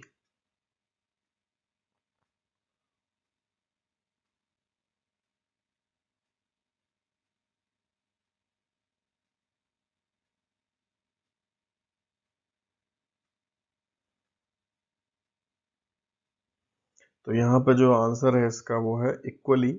ठीक है, प्रॉफिट्स एंड लॉसेस को इक्वली शेयर किया जाता है। देखते हैं next question. Which of the following is not a business transaction. इनमें से कौन सा बिजनेस ट्रांजेक्शन नहीं है? वहां पे अगर आपको पिछले क्वेश्चन में अगर एग्रीमेंट कुछ होगा तो एग्रीमेंट के हिसाब से बटेगा, और एग्रीमेंट जनरली होता ही है, इसलिए ये क्वेश्चन आता नहीं है कभी, इसलिए एग्जाम आने की संभावना रहती है कि अगर एग्रीमेंट नहीं है तो क्या होगा, वो इक्वली बटेंगे। ठीक है, और इस क्वेश्चन में क्या है कि कौन सा बिजनेस ट्रांजेक्शन नहीं है? उसने एक फर्नीचर खरीदा 10,000 रुपए का बिजनेस के लिए, उसने सैलरी दी एम्प्लॉयज को 5,000 रुपए की, उसने बेटे की फीस भरी पर्सनल बैंक अकाउंट से 20,000 की, या फिर उसने बेटे की फीस भरी बिजनेस अकाउंट से या बिजनेस से लेके 2,000 की।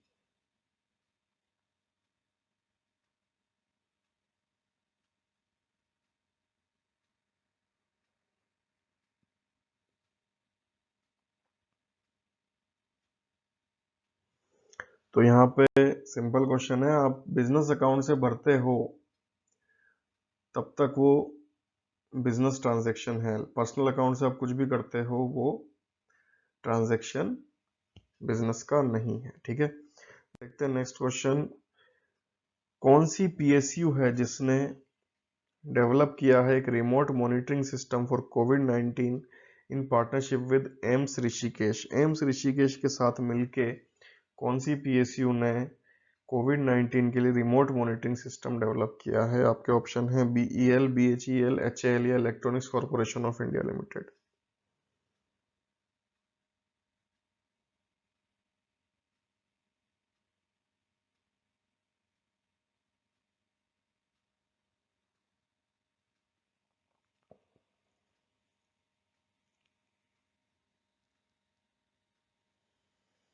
तो यहाँ पे आंसर है BEL, भारत इलेक्ट्रॉनिक्स लिमिटेड ने एम्स ऋषिकेश के साथ ये मॉनिटरिंग सिस्टम डेवलप किया है।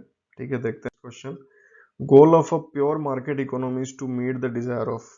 प्योर मार्केट इकोनॉमी किसकी इच्छा है, किसकी अभिलाषा है? कंज्यूमर की, कंपनी की, वर्कर की या गवर्नमेंट की? Pure market economy.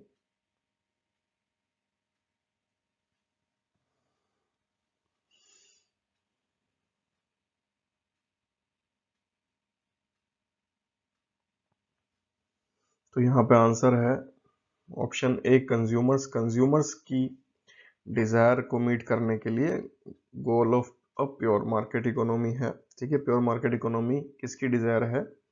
कंज्यूमर्स की। नेक्स्ट क्वेश्चन है, which of the following is a drawback of barter exchange system? Barter exchange system आपको पता है क्या होता है?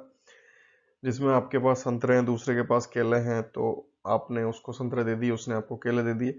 ये चलता था पहले जब मनी नहीं थी, रुपया नहीं होता था, तब ये चलता था। तो इसका आपको ड्रॉबैक बताना है। Lack of trust, lack of coincidence of wants, lack of double coincidence of wants, lack of goods.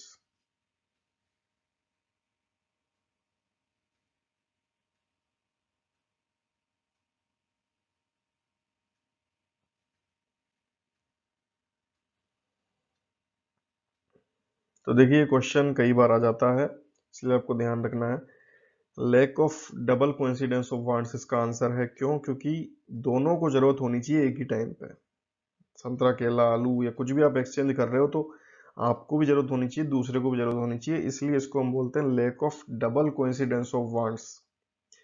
मतलब अगर दोनों में से किसी भी को जरूरत नहीं तो आपका काम नहीं हो पाएगा, इसीलिए इसका ड्रॉबैक है lack of double coincidence of wants. ऐसा होना मुश्किल है कि दोनों को एक साथ टाइम पे जरूरत हो, एक ही टाइम पे, इसलिए इसका ड्रॉबैक है, इसकी कमी है कि lack of double coincidence of wants. ठीक है, नेक्स्ट है, when there is a high inflation in the economy how will it affect the supply of money in the economy? अगर हाई इन्फ्लेशन है तो सप्लाई ऑफ मनी पे क्या effect पड़ेगा? कोई इफेक्ट नहीं पड़ेगा, डिक्रीज हो जाएगी या इंक्रीज हो जाएगी, या इनमें से कोई नहीं।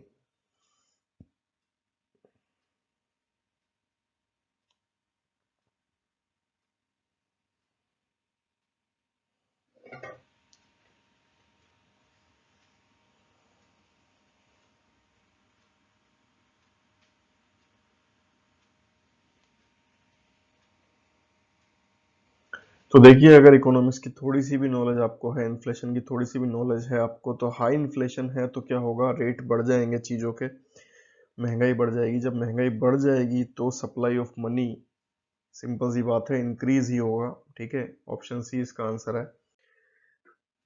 विच of the following is not true about the joint lunar polar exploration mission? Joint lunar polar exploration mission के लिए क्या ट्रू नहीं है? ये इसरो और जाक्सा, जो जापान की एरोस्पेस कंपनी, वो मिलके कर रहे हैं। Aims to put a lander and rover on the moon surface. इनका एम है एक लैंडर और रोवर को रखना मून की सरफेस पे। ISRO will develop rover and JAXA the lander system. ISRO जो है रोवर बनाएगा और जाक्सा लैंडर सिस्टम बनाएगी, और ये 2023 के बाद में लॉन्च की जाएगी। इनमें से क्या सही नहीं है? इन चारों में से ही आपको बताना है।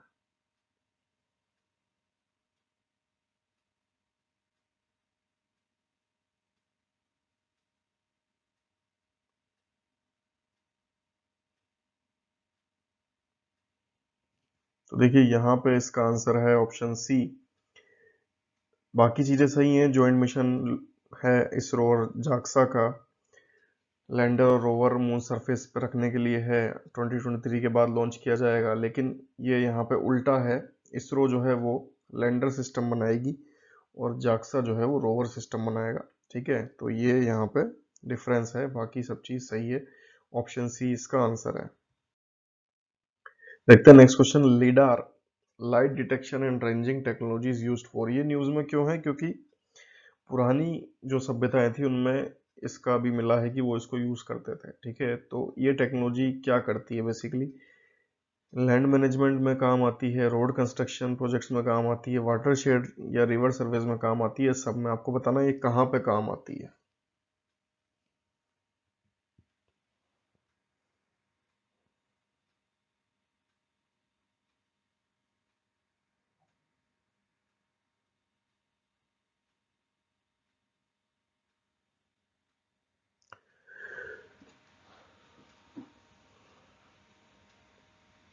तो देखिए इसका आंसर है यहाँ पे ऑल ऑफ द अबोव। ये बेसिकली हम डिस्टेंस मेजर करने के लिए इसका यूज करते हैं। तो ये लैंड मैनेजमेंट में भी काम आती है, रोड कंस्ट्रक्शन में भी काम आती है, रिवर सर्वेज में भी काम आती है, सब जगह काम आती है। ठीक है, देखते हैं next question. Quantum key distribution technique कहाँ काम आती है? Mapping of village area, supplying arms in war time, weather forecast, या secure distribution of keys being used for encrypting and decrypting messages.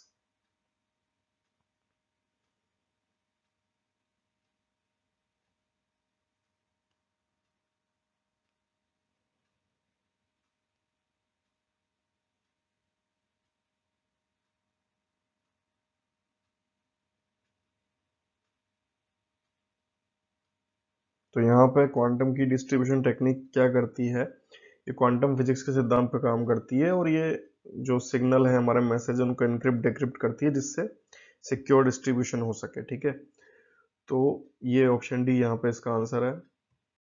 देखते हैं नेक्स्ट क्वेश्चन। विज्ञान ज्योति programme and Vigyan Prasar are part of which of the following scheme? Vigyan Jyoti, विज्ञान प्रसार, ये किस scheme के part हैं? विद्यार्थी, Kapila Kalam, STEM career for women, या पीएम आशा?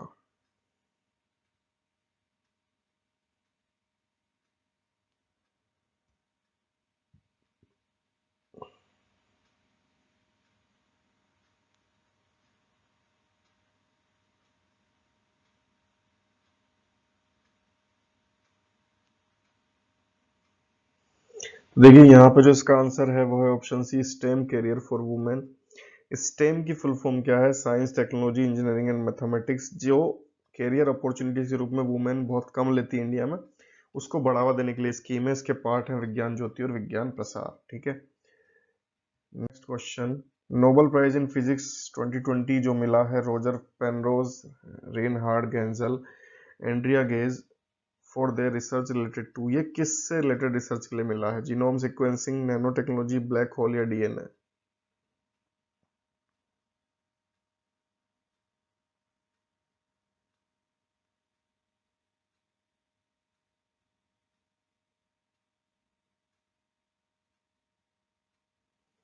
तो ये मिला है ब्लैक होल से रिलेटेड, इन्होंने सर्च किए ब्लैक होल को, और ज्यादा इन्होंने थोड़ा उसमें डेवलपमेंट किया अपनी रिसर्च में, इसलिए इनको ये दिया गया है। ठीक है, नेक्स्ट क्वेश्चन है, कौन सी मेटल जो है स्ट्रेटेजिक मेटल कहलाती है?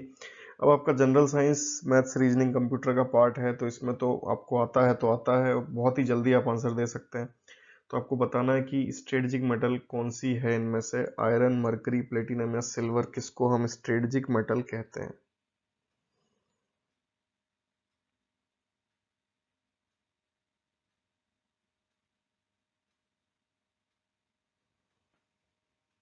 तो यहाँ पे जो इसका आंसर है वो है ऑप्शन सी, प्लेटिनम। अगर यहाँ पे प्लेटिनम ना होती और टाइटेनियम होता तो टाइटेनियम आंसर होता।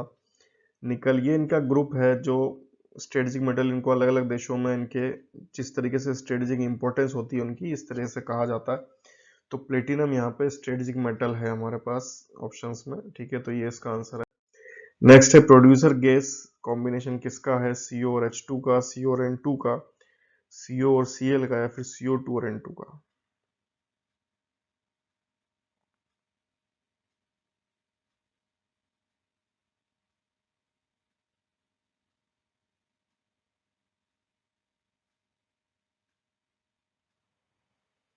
तो यहाँ जो ऑप्शन आपका सही है वो है ऑप्शन बी, सीओ और N2, कार्बन डाइऑक्साइड और नाइट्रोजन, कार्बन मोनोऑक्साइड और नाइट्रोजन का कॉम्बिनेशन होती है प्रोड्यूसर गैस। ठीक है, सीओ और N2।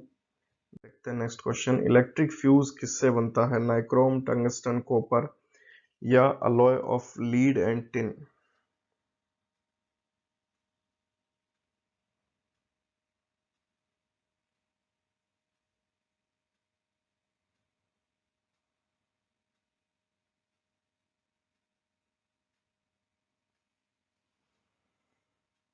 तो देखिए यहाँ पे आपका आंसर है option D, alloy of lead and tin, क्योंकि इलेक्ट्रिक फ्यूज किसी भी ऐसे मेटेरियल का बनना चाहिए जिसका मेल्टिंग पॉइंट कम हो, जो पिघल के अलग हो जाए। ठीक है, तो टंगस्टन का तो बहुत ज्यादा होता है, कॉपर वायर में यूज होता है, इसका भी बहुत ज्यादा होता है।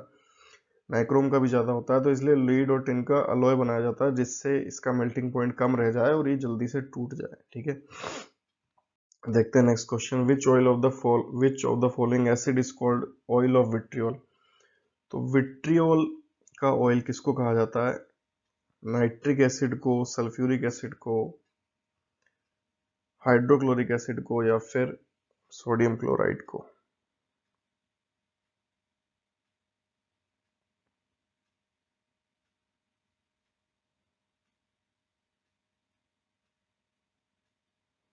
तो यहाँ पे जो आपका आंसर है वो है H2SO4। सल्फ्यूरिक एसिड को हम ऑयल ऑफ विट्रियोल बोलते हैं क्योंकि ये विट्रियोल से बनाया जाता था पहले, इसलिए इसको ऑयल ऑफ विट्रियोल कहा जाता है। ध्यान रखें H2SO4 को।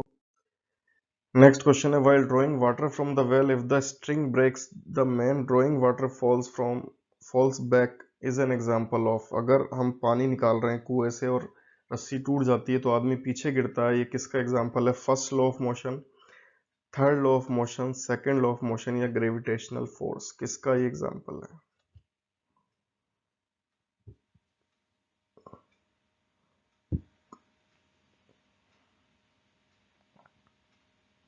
तो यहाँ पे जो आपका आंसर है वो Newton third law of motion. ठीक है, क्रिया प्रतिक्रिया के नियम के आधार पे जब रस्सी टूट जाती है तो आदमी पीछे गिरता है। ठीक है, देखते हैं next question. Which of the device is used to determine boiling point of liquids. कौन सी डिवाइस जो है बॉइलिंग पॉइंट्स डिटरमाइन करने के लिए यूज की जाती है?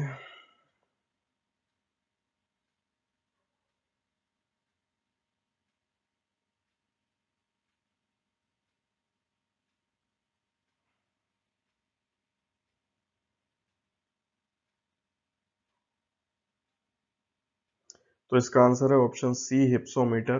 ठीक है, इसका यूज किया जाता है बॉइलिंग पॉइंट डिटरमाइन करने के लिए। नेक्स्ट क्वेश्चन है,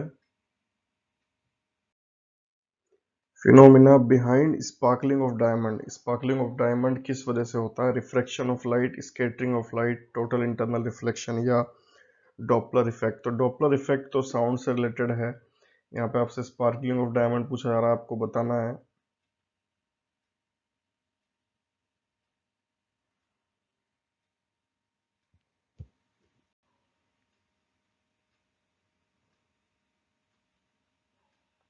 तो यहाँ पे इसका आंसर है option C, total internal reflection की वजह से जो डायमंड है वो चमकता है।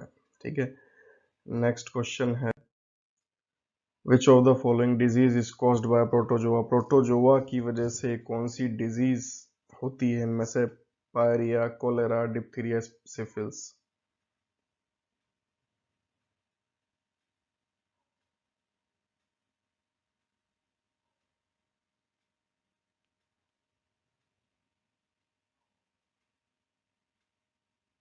तो यहाँ पे आपका आंसर है पायरिया। ठीक है, जो आपका ऑप्शन ए है। बाकी तीनों जो हैं वो अलग तरीके से होती हैं। ठीक है, और ये प्रोटोजोआ की वजह से होता है। नेक्स्ट क्वेश्चन है, SARS novel coronavirus belongs to which of the following family. जो SARS नोवल कोरोना वायरस है, ठीक है, रेस्पिरेटरी सिंड्रोम है, सीवियर एक्यूट रेस्पिरेटरी सिंड्रोम, ये इसकी फुल फॉर्म है। तो ये किस फैमिली से आता है? स्पायरोचिट्स, DNA, RNA, या माइकोसाइट्स?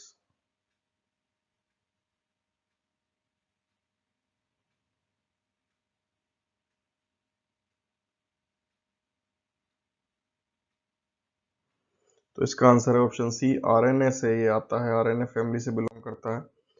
नेक्स्ट आपका क्वेश्चन है, which of the following plant produces bisexual flower. कौन सा प्लांट है इनमें से जो बाइसेक्सुअल फ्लावर को प्रोड्यूस करता है? Mustard, corn, papaya, ककंबर?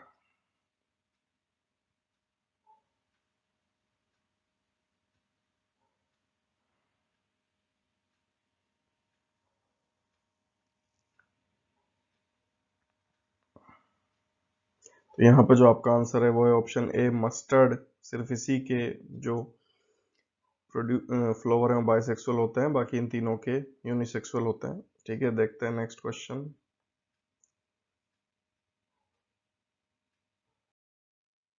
Which of the following plant hormone is against the growth. कौन सा प्लांट हार्मोन जो है वो ग्रोथ के अगेंस्ट है।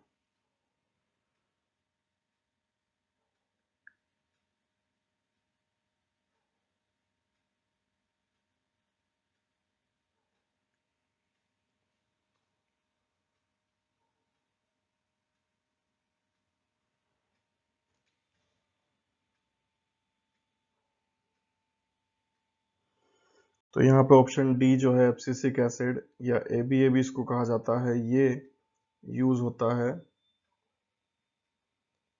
ग्रोथ के अगेंस्ट। नेक्स्ट कंप्यूटर के बहुत ही सिंपल क्वेश्चन है, which of the following is a type of software. Software का टाइप इनमें से क्या है? स्कैनर, माउस, सीपीयू या operating system.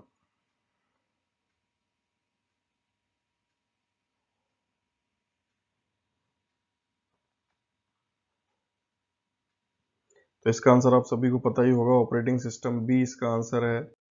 Next question, which of the following is not an example of peripheral device. Peripheral device इनमें से कौन सी नहीं है?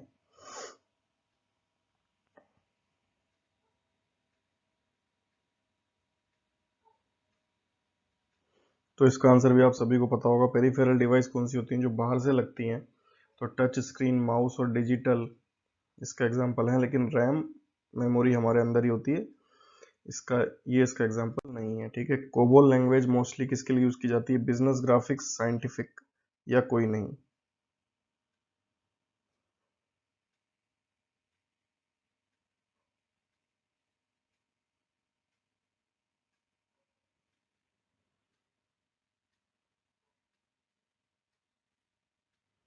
तो यहाँ पे इसका आंसर है बिजनेस रिलेटेड वर्क के लिए इसको यूज किया जाता है। ठीक है। नेक्स्ट है, वायरस की फुल फॉर्म क्या होती है?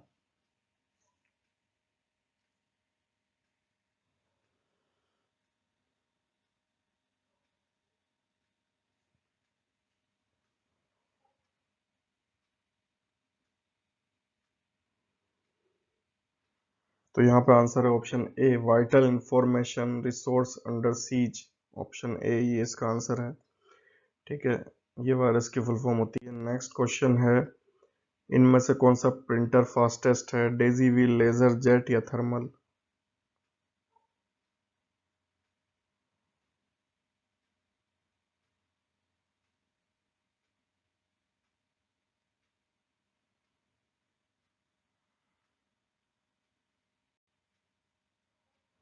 तो यहाँ पे जो आंसर है वो है लेजर प्रिंटर।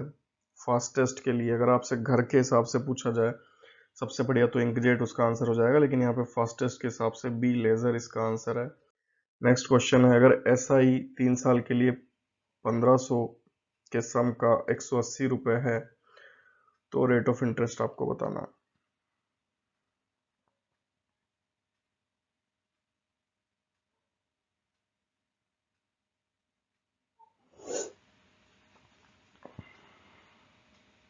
तो देखिए यहाँ पे 180 रुपीज 3 साल का है, तो 60 रुपीज हो गया 1 साल का, और 60 रुपीज कितनी परसेंट है 15 का, 1500 का, तो 4% इसका आंसर हो जाएगा। ठीक है। देखते हैं next question. A man travels 10 hours per day for 3 days with his car. 3 दिनों तक रोज 10-10 घंटे यात्रा करता है। पहले दिन उसकी स्पीड 45 है, 45, दूसरे दिन 40 है, तीसरे दिन 20 है। आपको एवरेज स्पीड बतानी है। तो एवरेज स्पीड का फॉर्मूला वही होता है, कुल दूरी अपॉन कुल समय।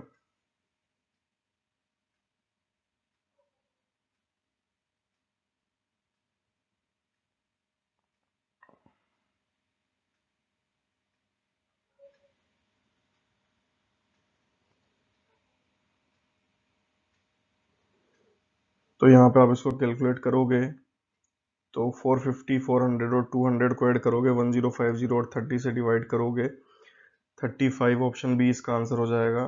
ठीक है। देखते हैं next question. A and B do a piece of work in 6 days. If A alone does it in 10 days, then B alone will do it in. A और बी दोनों मिलकर 6 दिन में करते हैं, ए अकेला 10 दिन में करता है, बी अकेला कितने दिन में करेगा?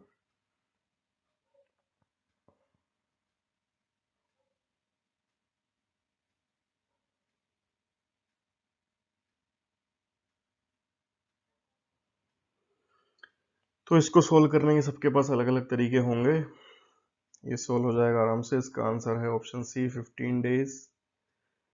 Next question, in a city 40% male है ब्राउन हेयर्स, 25% है ब्राउन आईज, 15% है both. If randomly picked male has brown hairs then probability of having brown eyes too is। एक शहर में 40% आदमियों के बाल जो हैं वो भूरे हैं, 25% की आंखें भूरी हैं और 15 की दोनों भूरे हैं, बाल भी और आंखें भी। अगर एक ऐसे ही आपने आदमी उठाया और उसके बाल भूरे हैं तो क्या संभावना है, क्या प्रोबेबिलिटी कि उसकी आंखें भी भूरी होंगी? प्रोबेबिलिटी का क्वेश्चन है।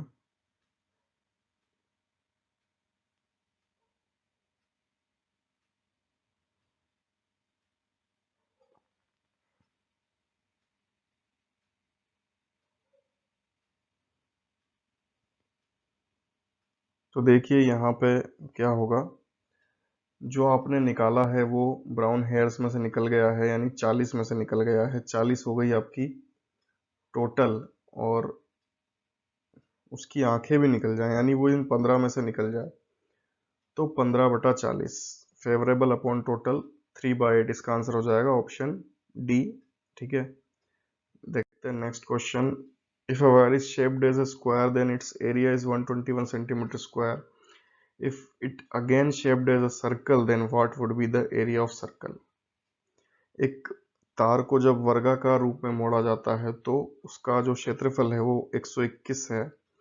जब आप उसको एक वृत्त बना दोगे तो उसका एरिया कितना होगा?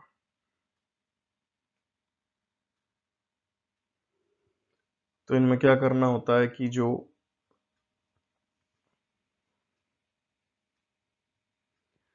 परिमाप होगा, पेरीमीटर होगा दोनों का, वो सेम होगा।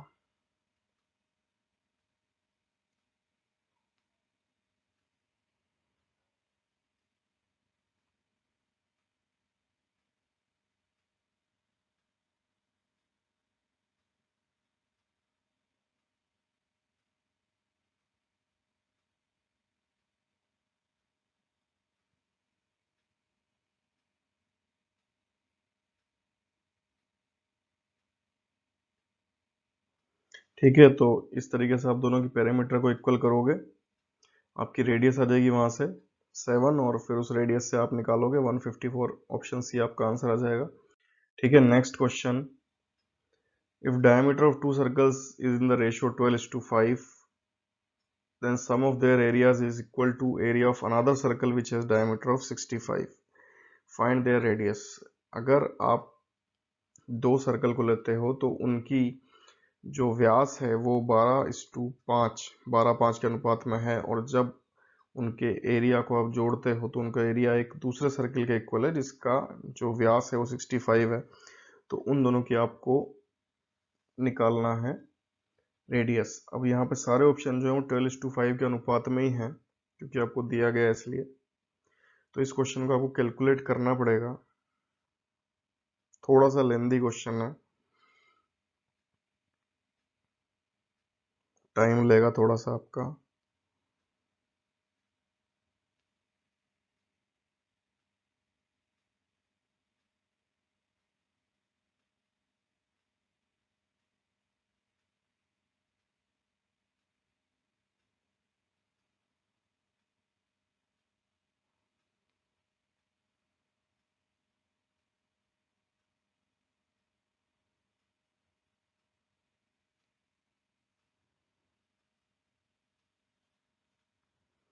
एक से 1.5 मिनट में क्वेश्चन फिर भी हो जाना चाहिए, और इसका आंसर है ऑप्शन डी। ठीक है, 30 एंड 12.5 ये इसका आंसर है। देखते हैं नेक्स्ट क्वेश्चन। अगर दो पंप हैं और एक 8 मिनट में, दूसरा 10 मिनट में भर देता है, अगर दोनों चलाए जाते हैं तो 4 घंटे बाद कितना पार्ट खाली होगा? ध्यान दें, खाली होगा। ठीक है, एम्प्टी पार्ट आपसे पूछा है। ऑप्शन में आपको दोनों मिलेंगे और आप भरा हुआ लगा दोगे, आपसे खाली पूछा है। यूपीएससी में आपको क्वेश्चंस में शब्दों पे बहुत ध्यान देना।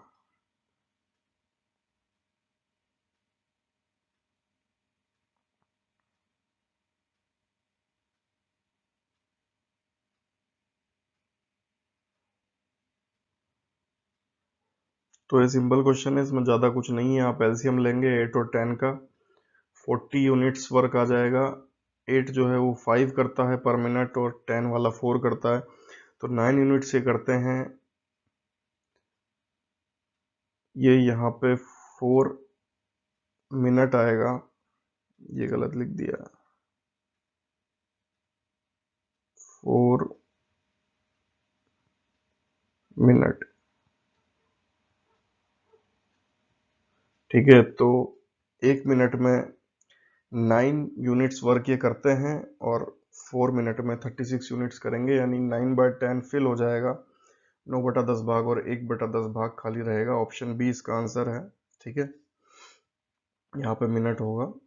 ठीक है, देखते हैं नेक्स्ट क्वेश्चन। रीजनिंग में सिलोजिज्म आपसे पूछी गई है। आपको बताया गया कुछ ट्री जो है वो प्लांट हैं और कुछ फ्लावर्स जो हैं, सारे फ्लावर जो हैं वो प्लांट हैं। ठीक है, तो सिलोजिज्म आपको वेन डायग्राम बना के करना आता ही होगा।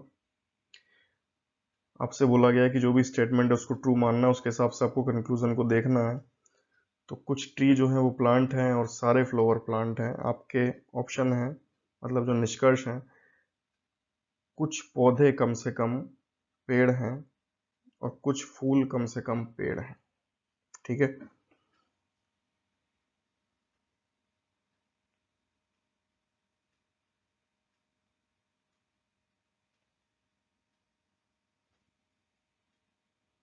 तो यहाँ पे ऑप्शन ए जो है हमारा राइट होगा, क्योंकि हम ऑप्शन बी की गारंटी नहीं ले सकते, लेकिन ऑप्शन ए में सम ट्रीज अगर प्लांट्स हैं तो सम प्लांट्स भी ट्रीज होंगे। ठीक है, तो ऑप्शन 1 यहाँ पे सही है। सेकंड है, सारे कलर जो हैं वो पेंट हैं और कोई भी पेंट सॉलिड नहीं है। आपके निष्कर्ष हैं, at least some solids are paints, कम से कम कुछ सॉलिड जो हैं वो पेंट हैं, या फिर कोई भी सॉलिड पेंट नहीं है।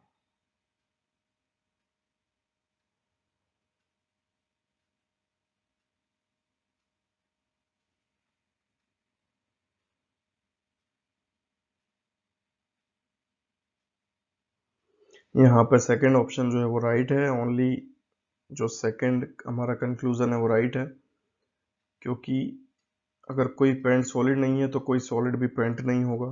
ठीक है, लेकिन फर्स्ट ऑप्शन का हम कह नहीं सकते, इसलिए हमारा सेकंड ऑप्शन राइट है। इनमें आपको जिसकी गारंटी आप ले सकते हो उसी पे आगे बढ़ना है।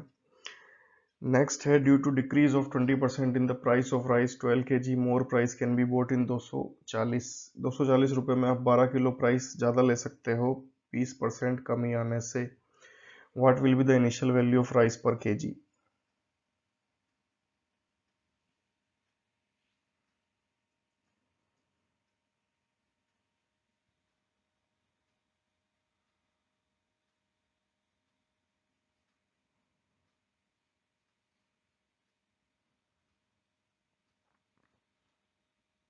तो मुश्किल क्वेश्चन नहीं है। ठीक है, इसकी ट्रिक होती है कमी अपॉन 100 माइनस कमी इंटू रुपीज पर केजी, तो ऊपर 20 नीचे 80 इंटू 240/12। ठीक है, 20 से 4 से डिवाइड करेंगे, 5 इसकी इनिशियल कॉस्ट है। ऑप्शन ए आंसर हो जाएगा। अगर आपसे रिड्यूस्ड कॉस्ट पूछी जाती तो 20% कम करके 4 इसका आंसर हो जाता। ठीक है, तो अभी यहाँ पे ए 5 इसका आंसर है। नेक्स्ट, ए ने 600 रुपये लगा के एक बिजनेस स्टार्ट किया, 3 महीने बाद बी आया और 6 महीने बाद सी आया। ठीक है, अगर यहाँ पे एंड देन आफ्टर होता तो उसका मतलब इसके 6 महीने बाद होता, लेकिन यहाँ पे ऐसा नहीं है। ओनली 6 मंथ्स सी ज्वाइंट, यानी 6 महीने बाद, तो 3 महीने बाद बी, 6 महीने बाद सी। If at the end of year profit sharing was in ratio 4:5:3, investment of B was higher of investment of C by, अगर जो लास्ट में रेशो बटा वो 4:5:3 में बटा तो बी का इन्वेस्टमेंट सी से कितना ज्यादा है?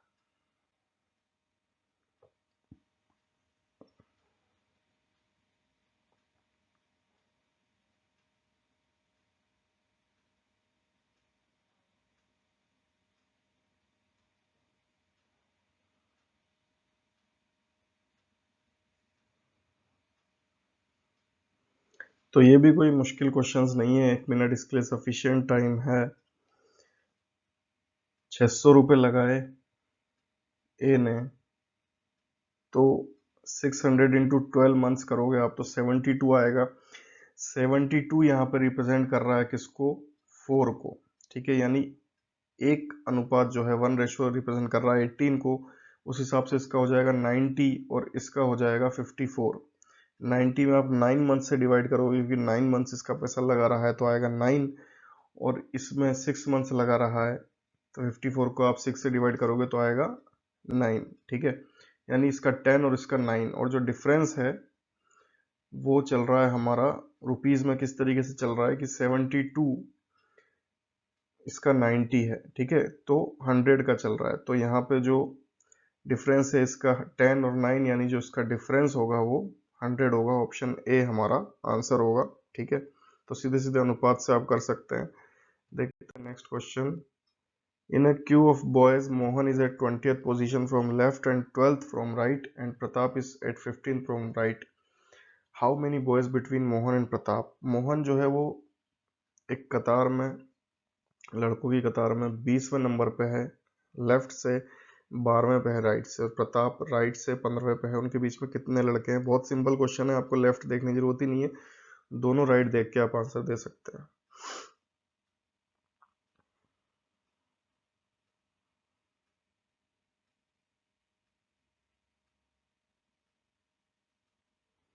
तो यहाँ पे जो आंसर है वो है ऑप्शन ए, 2 बच्चे बीच में हैं, क्योंकि 12 और 15 तो 13 14 ही सिर्फ बीच में है, ठीक है।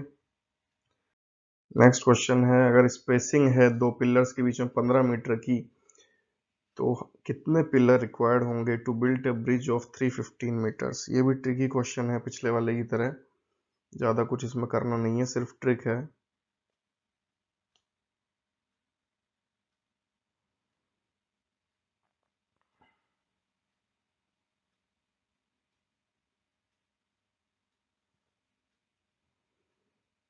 तो देखिए इसका आंसर कैसे हम निकालते हैं। 315 को हम 15 से डिवाइड करेंगे, आएगा 21, लेकिन 21 आंसर नहीं है। क्यों? क्योंकि ये स्पेसिंग है, पहले आपने एक लगाया होगा उसके बाद एक लगाया होगा, ठीक है, तो पहला तो फ्री में लगता ही है, तो एक यहाँ पे एक्स्ट्रा रहता है हमेशा, तो 22 इसका आंसर है, ठीक है। देखते हैं नेक्स्ट क्वेश्चन। इफ नंबर 13579 से लेके 99 and 128 are multiplied, then find number of zeros in the resultant. अगर ये सारे नंबर हम 128 से मल्टीप्लाई कर देते हैं एक साथ, तो कितने जीरोज होंगे? तो देखिए जीरो बनता कैसे है, जीरो बनता है 5 को किसी सम नंबर से आप मल्टीप्लाई करो, तो यहाँ पे तो सारे विषम है, यहाँ पे सारे ओड नंबर्स हैं, तो यहाँ से तो जीरो बनेगा नहीं, जीरो बनेगा सिर्फ इससे। तो बताइए क्या होगा आंसर।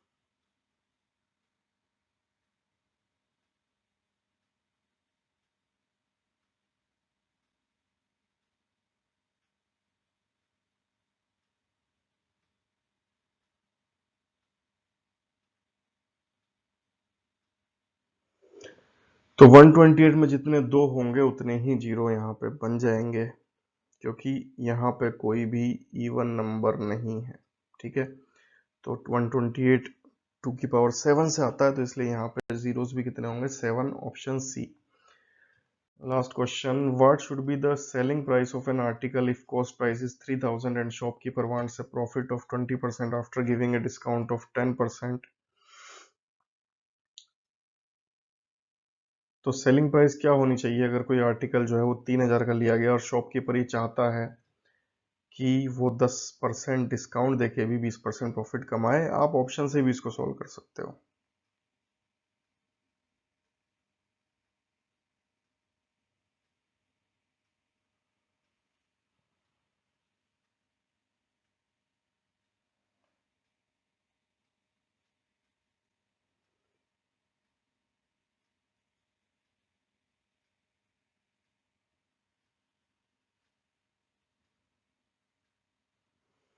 तो देखिए ऑप्शन से हम देखेंगे तो ऐसा ऑप्शन जिसमें 10% डिस्काउंट करके 300 पे 20% कितना होगा?